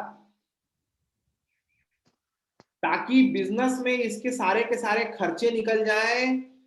भले ही इसको 1 रुपए प्रॉफिट ना हो, लेकिन इसको अपने जेब से निकाल के किसी को 1 सर रुपए। जो खर्चा है उसको हम वो मान लेंगे रेवेन्यू, उसको फिर रेट रेट डिवाइड कर देंगे। Very good, you are going in the right direction. You will just have to answer me. मेरे को आंसर दे देना। मेरा सवाल है कि कितना कप चाय इस व्यक्ति को बेचना पड़ेगा ताकि इसके सारे के सारे खर्चे निकल जाएं, इसका प्रॉफिट भले ही 1 रुपए ना हो, खुद 1 रुपए ना कमा पाए ये, लेकिन 1 रुपए का नुकसान भी ना हो, किसी को जेब से कोई पैसा निकाल के ना देना पड़े। जल्दी से बताओ। 1500 चलिए मैं यहाँ पे देख लेता हूं। देखो 10 रुपए का मेरा 1 कप चाय पे रेवेन्यू है। मान लो कि मैं क्यू कप चाय बेचता हूं, मान लो अगर मैं क्यू कप चाय बेचता हूं तो टोटल मेरे को 10 इंटू क्यू रुपीज आ जाएगा। This is going to be my revenue. इतना रुपए मेरे को आएगा। अगर मैं ये मानता हूं कि ये जो रुपया मेरे को आया है ये सारे के सारे मेरे खर्चे निकाल दे, तो मेरा जो खर्चा है उसमें सबसे पहले एक फिक्स खर्चा है, फिक्स कॉस्ट है, उसके बाद उसमें एक वेरिएबल कॉस्ट है, और उसके बाद अगर कुछ होता है तो वही मेरा प्रॉफिट है। देखो मैंने यही किया था, 30,000 रुपए मेरा टोटल कलेक्शन था, रेवेन्यू था। उसमें से एक हिस्सा गया फिक्स खर्चे में, एक गया वेरिएबल खर्चे में, बचा जो था वो था मेरा प्रॉफिट। तो मैं कहना चाहता हूं कि रेवेन्यू जो है उसका 3 हिस्सा होगा। एक होगा फिक्स कॉस्ट, छक मार के दोगे, एक होगा वेरिएबल कॉस्ट, और तीसरा होगा आपका रिमेनिंग जो होगा प्रॉफिट। मैं कह रहा हूं कि मेरा प्रॉफिट भले कुछ भी ना हो, लेट से माय प्रॉफिट इज 0, मेरा प्रॉफिट कुछ ना हो, लेकिन जितना मेरा खर्चा है, जो मेरा टोटल खर्चा है वो पूरा का पूरा बिजनेस से निकल आए। So for that case revenue should be equal to the total cost, fix खर्चा प्लस वेरिएबल खर्चा। रेवेन्यू मेरे को आ गया 10 इंटू क्यू। फिक्स खर्चा कितना है भाई? देखो चाय बिके ना बिके 3400 रुपया तो खर्चा उठाना ही उठाना है। 500 रुपए रेंट का देना है, 2500 अपने छोटू को देना है, 3000, 400 रुपए पुलिस और ईएमआई। ठीक है ना, सुनते चलना। तो 3400 रुपए तो झक मार के बेयर करना है। इसके बाद अगर क्यू कप चाय बेची है तो 4 रुपए 20 पैसा क्यू कप चाय के पीछे का वेरिएबल कॉस्ट। Yes sir. जितनी कप चाय बेचूंगा उतना इंटू 4 रुपए 20 पैसा। जल्दी से इसको कैलकुलेट करके बताओ तो क्यू कितना आ रहा है? जल्दी से कैलकुलेट करके बताओ क्यू कितना आ रहा है?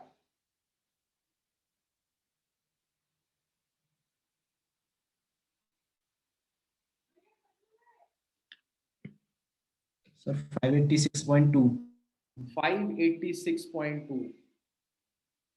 Let me just consider this as 587, okay, cups of tea. तो मेरे भाई ये जो व्यक्ति आदमी जो है जो बिजनेस चला रहा है, ये जब 587 कप चाय बेचेगा, 587 कप चाय बेचेगा, तब जाके इसका जितना बिजनेस में होने वाला खर्चा है वो निकलेगा। 587 कप तक तो बेटा ये रो रो के गिनेगा, 1 बिका, 2 बिका, 5 बिका, 10 बिका, 15 हो गया, 50 हो गया। जिस दिन 587 हो जाएगा महीने में, उस दिन ताली बजाएगा और अपना पीठ तपाएगा कि यस यार आज तो मेरा बिजनेस का पूरा खर्चा निकल गया। 587 कब तक चाय तक ये आदमी कितना रुपया प्रॉफिट बनाएगा? 0 रुपए। 0 प्रॉफिट बनाएगा, 0 प्रॉफिट बनाएगा। 587 कप चाय बेचने के बाद इस बिजनेस के अंदर में इसका हिसाब किताब बराबर होगा। तो 587 कप जो चाय है मेरे भाइयों, यही कहलाता है ब्रेक इवन सेल्स या break even point.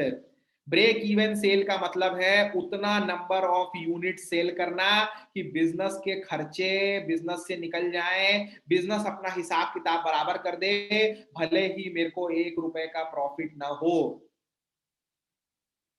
So this point जहां पर बिजनेस में रेवेन्यू बराबर टोटल कॉस्ट, रेवेन्यू बराबर खर्चा, जो आया वो गया, हिसाब बराबर हो गया, इस पॉइंट को ही अपन कहते हैं break even point.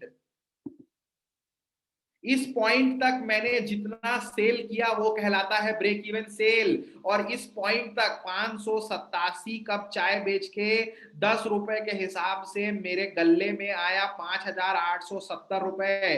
This is my revenue up until this point and this revenue is called as break even revenue. समझना मेरी बात को, ब्रेक इवन रेवेन्यू 5,870 रुपए तो मेरे भैया हर महीना चाहिए झक मार के, ताकि बिजनेस का हिसाब किताब बराबर हो जाए। 5,870 रुपए नहीं आएगा तो पैसा कहां से देना पड़ेगा? अरे बोलो, जेब से। जेब से देना पड़ेगा। Now my question to you is, अगर मैं 587 कप के बाद 1 कप चाय और बेचता हूं, टोटल सेल 588 कर देता हूं, 1 कप चाय और बेचता हूं, 10 रुपए का रेट रखा हुआ था, 1 कप चाय और बेचा 587 के ऊपर, इस 1 कप चाय बेचने के बाद मेरा प्रॉफिट कितना? 5.8। Very good, very good. अबे 1 कप चाय इसके बाद बेचा तो पूरा 10 रुपए मेरा प्रॉफिट नहीं है। इस 10 रुपए में 4 रुपए का रॉ मटेरियल और 20 पैसा तो कौन ले जाएगा? काम वाली बाई। और उसके बाद जो बचेगा 10 माइनस 4.2 दैट इज 5.8 रुपीज। तो 588वें कप 588 कप चाय के पीछे मेरा पहला प्रॉफिट निकलेगा 5 रुपए 80 पैसे का। इसके बाद जितना कप चाय बेचते जाऊंगा, जितना कप चाय बेचूंगा, 587 के ऊपर जितना भी कप चाय बेचूंगा, हर कप चाय के पीछे मेरा 5 रुपए 88 पैसे का प्रॉफिट निकलता चला जाएगा। Are you getting my point और नॉट? Yes sir. सभी को समझ में आ रहा है? Yes, sir. बस सर एक सवाल है सर। हाँ बोलो भाई, सवाल पूछो। सर डिप्रेशन का कोई इफेक्ट नहीं पड़ेगा इससे? डेप्रिसिएशन का, सॉरी, इसका इफेक्ट, डेप्रिसिएशन का देखो सारा डेप्रिसिएशन का इफेक्ट बिल्कुल पड़ेगा, क्यों नहीं पड़ेगा? लेकिन मैंने बोला ना, मैं प्रॉफिट लॉस के एनालिसिस में अपने सेटअप कॉस्ट को बार बार कंसीडर नहीं करूंगा। भाई डिप्रिसिएशन हो किन चीजों का रहा है? डिप्रिसिएशन मेरे ठेले का हो रहा है, डिप्रिसिएशन मेरे गैस स्टोव का हो रहा है, मेरे इक्विपमेंट का हो रहा है, ठीक है ना? And that is my setup cost, my one time cost. मैं उसको अभी अपने प्रॉफिट लॉस में कंसिडर नहीं कर रहा। मैं कल को मान लो बिजनेस बंद भी कर देता हूं तो अपनी जो मेरी एसेट्स है, जो ठेला है, जो इक्विपमेंट है, उसको सेल करूंगा। डेफिनेटली कुछ कम प्राइस पे सेल करूंगा, बट देन ऑल्सो मैं उस समय बिजनेस में से कुछ पैसा रिकवर कर लूंगा। लेकिन अपने प्रॉफिट लॉस के एनालिसिस में मैं उस चीज को कंसिडर नहीं करूंगा।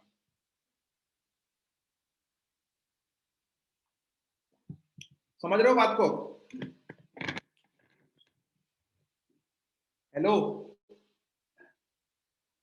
Hello hello. हाँ सर, आ रहा है समझ में। और कोई डाउट किसी का? देखो, no sir. To be very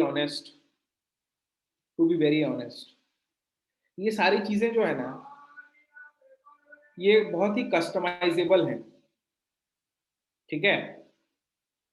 customisable कहने का मतलब क्या है मालूम है? जैसे मान लो कि मेरे को रेस्टोरेंट चालू करना है। अब मैंने रेस्टोरेंट चालू करने के लिए 50 लाख रुपए की एक दुकान खरीदी और 25 लाख रुपए खर्चा किए मैंने उस दुकान को एक रेस्टोरेंट में तब्दील करने के लिए, इंटीरियर करके, किचन सेटअप करके, फर्नीचर सेटअप करके 25 लाख रुपए और लग गए। 75 लाख रुपए मेरे खर्च हो गए।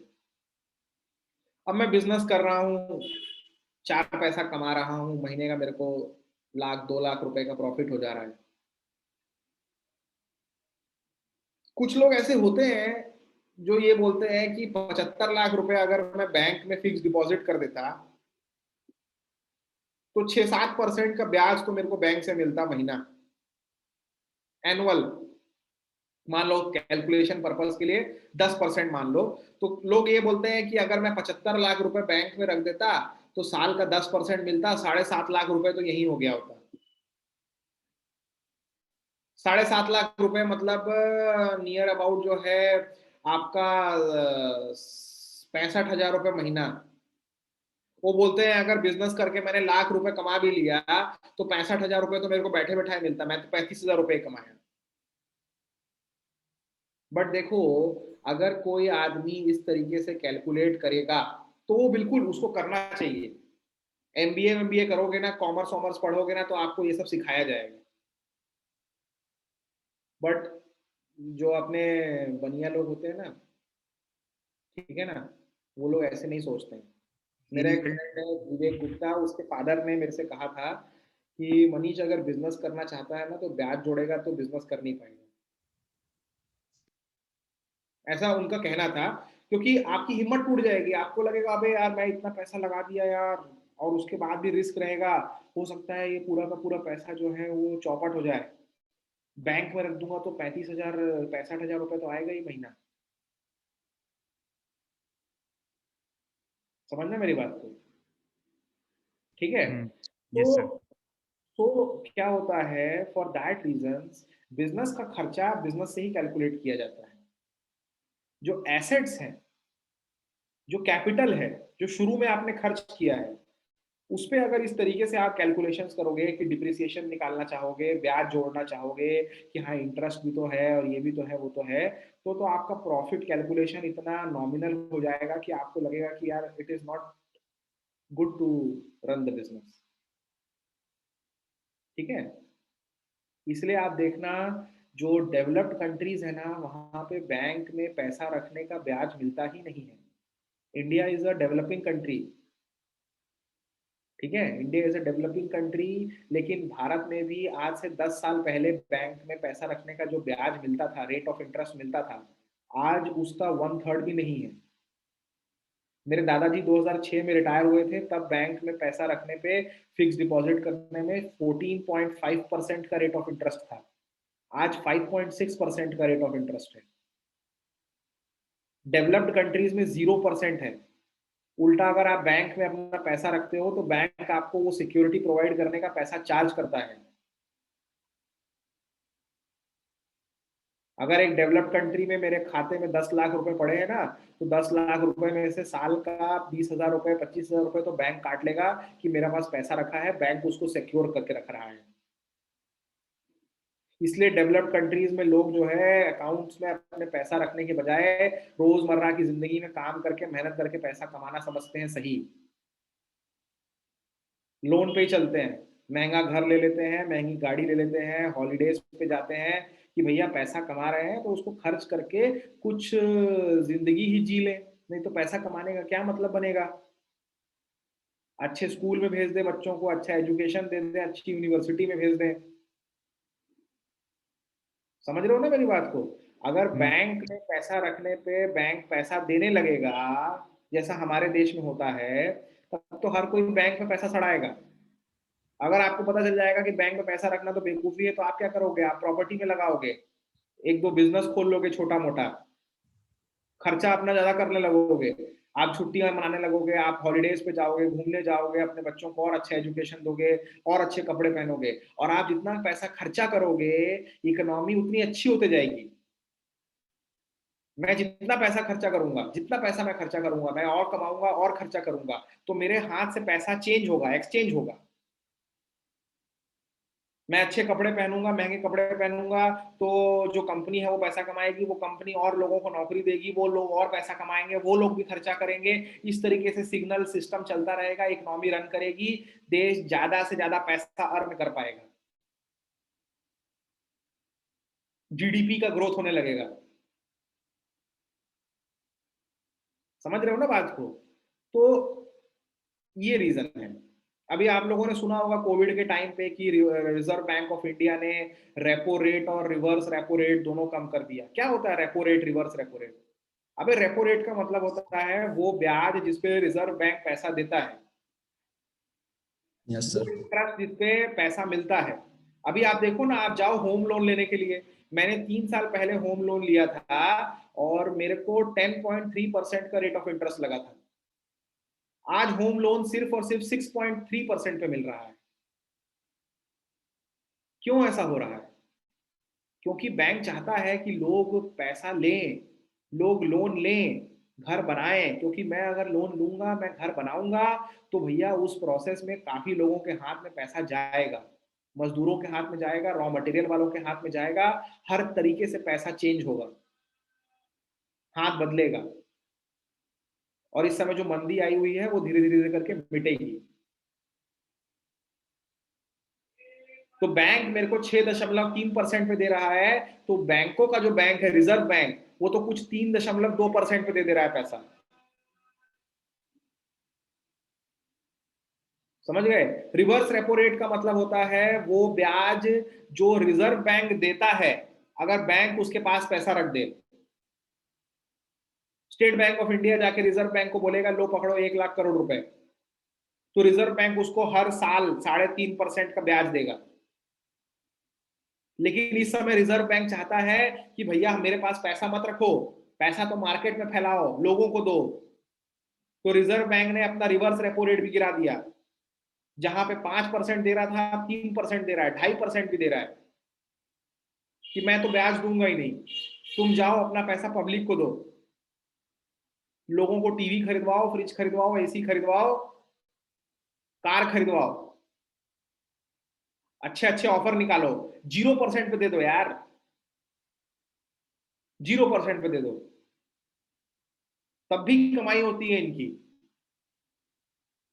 बजाज वाला क्या करता है, बजाज फिनसर्व का कार्ड बना देता है, साल का आपसे एक फिक्स नॉमिनल चार्ज लेता है, सामान खरीदने में थोड़ा बहुत प्रोसेसिंग चार्ज लेता है पेपर वर्क का, लेकिन पूरी की पूरी आपको ईएमआई फाइनेंस कर देता है 0% रेट ऑफ इंटरेस्ट पे, नो कॉस्ट ईएमआई, तब भी फायदा होता है। कंपनी के साथ डील कर लेता है कि आपका अगर एक फ्रिज बिकेगा, बजाज के कार्ड पे फाइनेंस होगा, इतना पैसा बजाज को पहुंचा देना। समझना मेरी बात को? तो इस तरीके से सिस्टम चलता है। काफी बकवास हो गया, 9:30 बज चुके हैं, है ना? तो मेरे ख्याल से आप लोगों को ये कॉन्सेप्ट समझ में आ गया क्या ब्रेक इवन का? Yes, sir. सर में वेरिएशन ऑफ क्वेश्चन कैसा होता है, मतलब कैसे कैसे वेरिएशन होगा इस क्वेश्चन में? अरे तू चिंता मत कर भाई, मैं क्यों बैठा हूँ, मैं ऐसे छोड़ूंगा ही नहीं, एक एक टाइप के वेरिएशन के क्वेश्चन कराऊंगा, तब तो जाके मेरे को संतुष्टि होगी कि तुमको कुछ पढ़ाया है ना।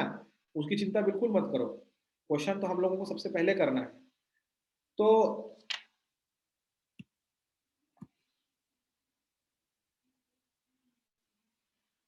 थोड़ा सा कुछ कॉपी में अपने नोट कर लो, तब हम लोग आगे बढ़ पाएंगे।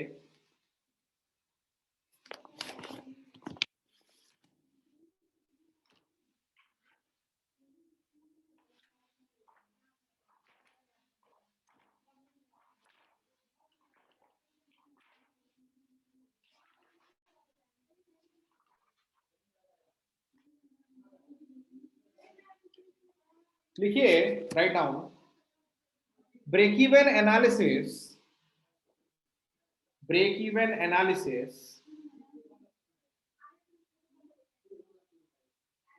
break even analysis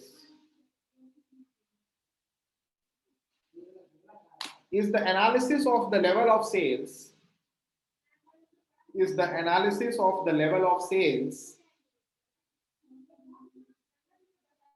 at which a company break-even analysis is the analysis of the level of sales at which a company or a project at which a company or a project would make zero profit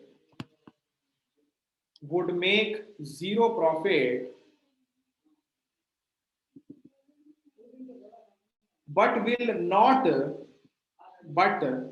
will not suffer any loss, would make zero profit but will not suffer any loss.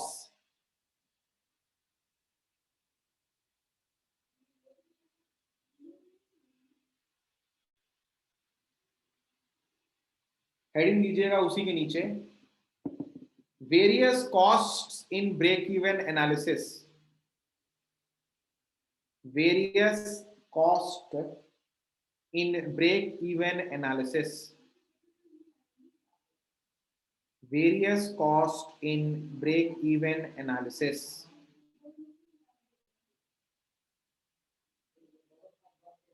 सबसे पहला लिखिएगा number 1 fix cost, fix cost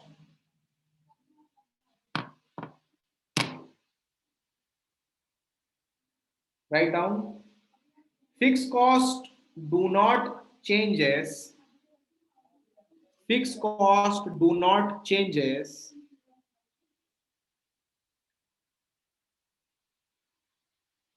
with the volume of sales, fixed cost do not changes with the volume of sales, fixed cost do not changes with the volume of sales.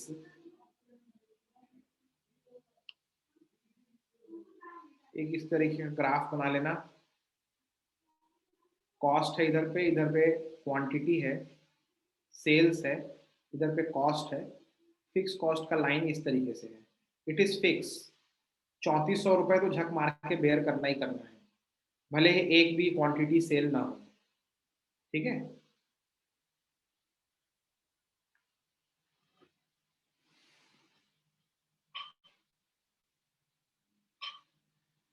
Example में लिख लेना rent, insurance, EMI, salary etc. These costs are fixed costs.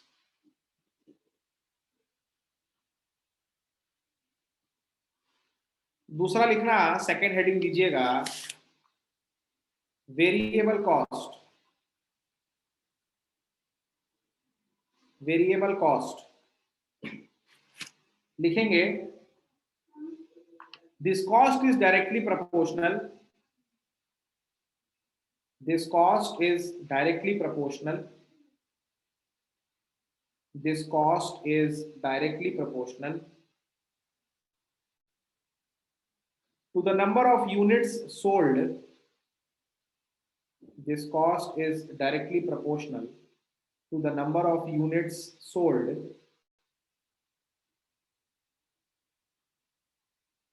variable cost is equal to small v into q, variable cost is equal to small v into q, where small v is equal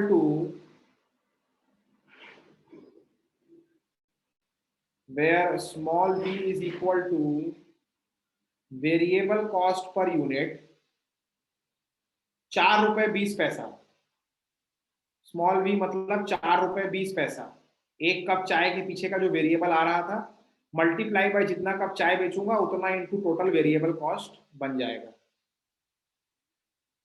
small v is equal to variable cost per unit.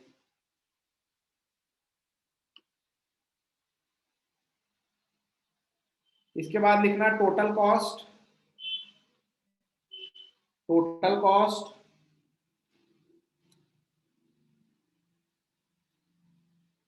Total cost में आ गया मेरे भाई fix cost plus variable cost.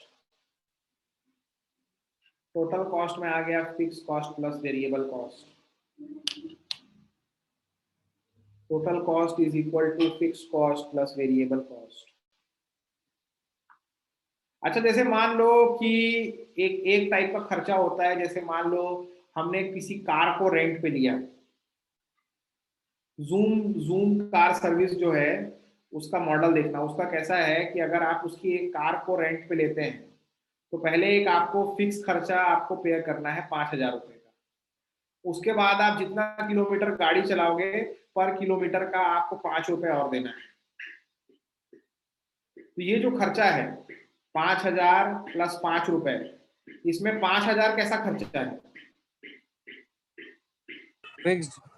और fix cost. Variable खर्चा है।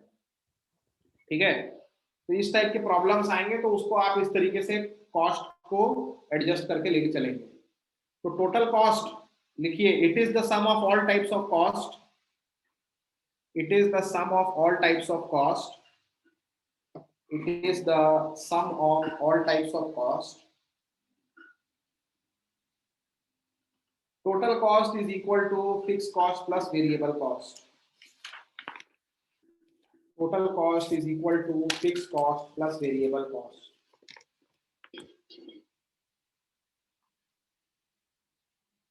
इसके बाद है आपका अगला, लिखिएगा टोटल सेल्स या रेवेन्यू, दोनों का मतलब सेम है। कितना का टोटल बिक्री हुआ या टोटल कलेक्शन कितना हुआ, टोटल सेल्स या revenue.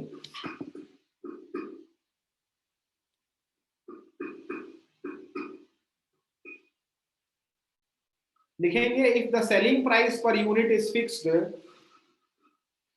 if the selling price per unit is fixed, if the selling price per unit is fixed,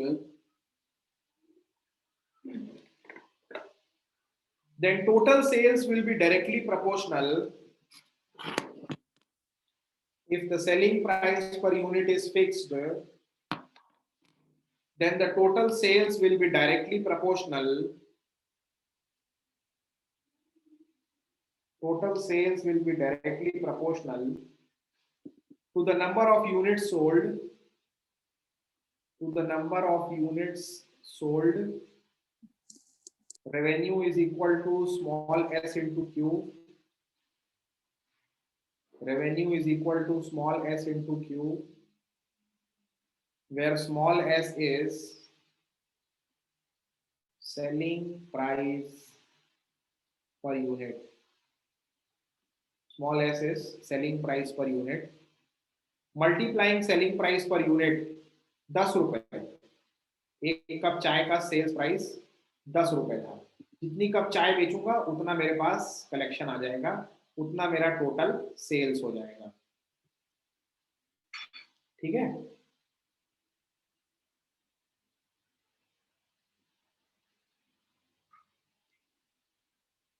next लिखिएगा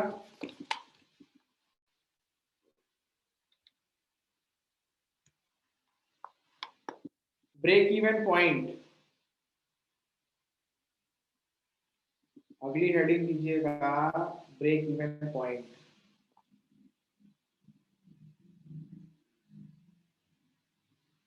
It is the volume of sales, it is the volume of sales, it is the volume of sales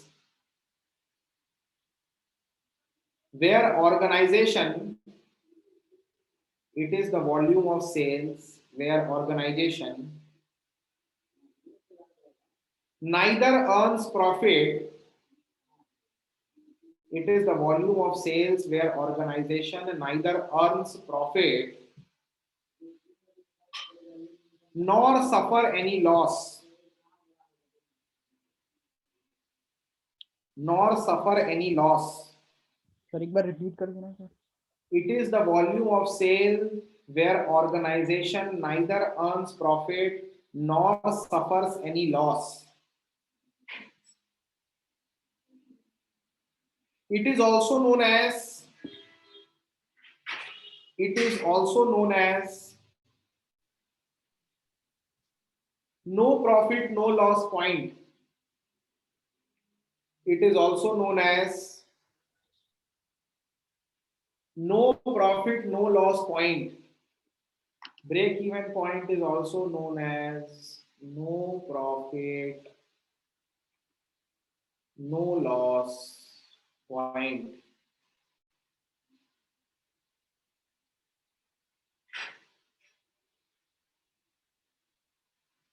heading दीजिएगा mathematical calculation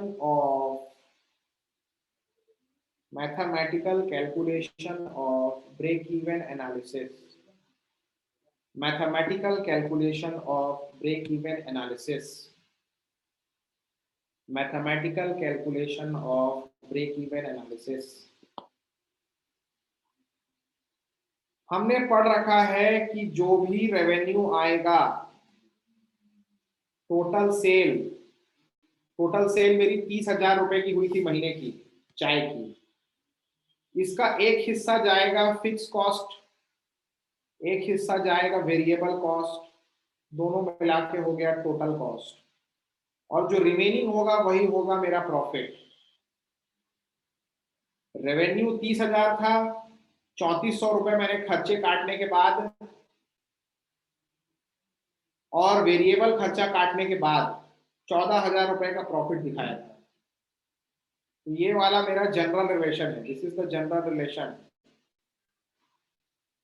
जितना माल आएगा उसमें से खर्चा काट दूंगा तभी मिलेगा प्रॉफिट।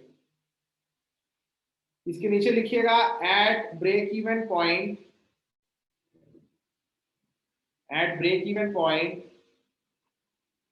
प्रॉफिट हो चाहे लॉस हो, दोनों जीरो है। Both profit and loss are zero. Profit काट के कर दिया जीरो। रेवेन्यू बराबर total cost. Break even point पे रेवेन्यू जो है it is equal to total cost. कहने का मतलब है सेलिंग प्राइस इनटू क्यू बराबर fix cost plus variable cost into Q. इसको क्यू स्टार कर लो, ये जो सेल है क्यू स्टार वाली जो सेल है, यहाँ पे लिखता हूं क्यू स्टार वाली जो सेल है ये बराबर है fix cost by small S minus V के। और यही वाली जो सेल है ये कहलाती है ब्रेक इवन क्वांटिटी।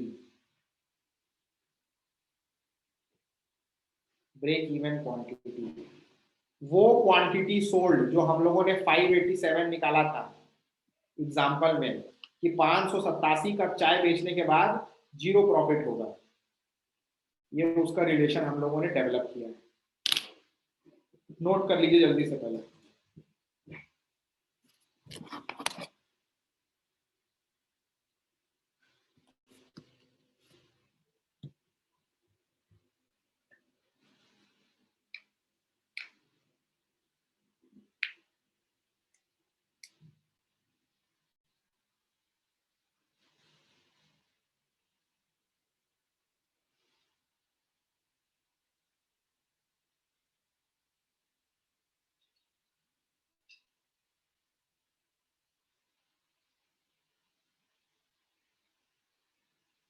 ठीक है, हेलो बोलोगे? कहाँ चले गए सब लोग? Yes, sir. Yes sir. चलिए सुनिए, आज की क्लास मैं यहीं पे स्टॉप करता हूँ, है ना। कल की क्लास हम लोग स्टार्ट करेंगे तो एक ब्रेक इवन एनालिसिस का ग्राफ देखेंगे और उसके बाद हम लोग क्वेश्चन बनाना चालू करेंगे। बहुत ही बेहतरीन और इम्पोर्टेंट क्वेश्चंस एग्जाम में आए हुए हैं इस पर्टिकुलर टॉपिक से। छोटा सा टॉपिक है, छोटा सा 2 पैसे का कॉन्सेप्ट है, बट क्वेश्चंस एक से एक आते हैं। ठीक है, इसमें एक प्रोडक्ट कंपैरिजन का क्वेश्चन होता है बहुत इंपॉर्टेंट, उस क्वेश्चन को भी हम लोग कल की क्लास में करेंगे। तो कल की क्लास में आप लोगों का ब्रेक इवन एनालिसिस चैप्टर भी खत्म कर दूंगा, टोटल क्वेश्चन मोशन करा के पूरा आपका हिसाब किताब इसका एंड हो जाएगा, ठीक है ना। प्रैक्टिस शीट आप लोगों को मिली गई है, उसमें कम से कम प्रोजेक्ट मैनेजमेंट का और इन्वेंटरी कंट्रोल का तो क्वेश्चंस निपटा दो, समझ गए ना। कल की क्लास में Yes, sir. कि ब्रेक इवन के क्वेश्चन कराने के साथ साथ वो जो एक तो प्रोबेबिलिस्टिक इन्वेंटरी मॉडल बचा है उसको भी निपटा दूंगा, दिवाली से पहले पहले 3 यूनिट हो जाएंगे।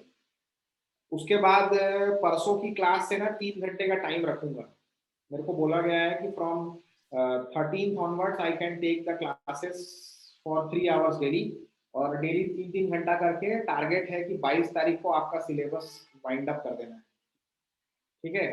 22 तारीख को आपका सिलेबस समाप्त कर देंगे। चलिए फिर कल मिलते हैं, तब तक के लिए बाय। क्वेश्चन बनाइएगा, डाउट हो तो Yes, sir. व्हाट्सएप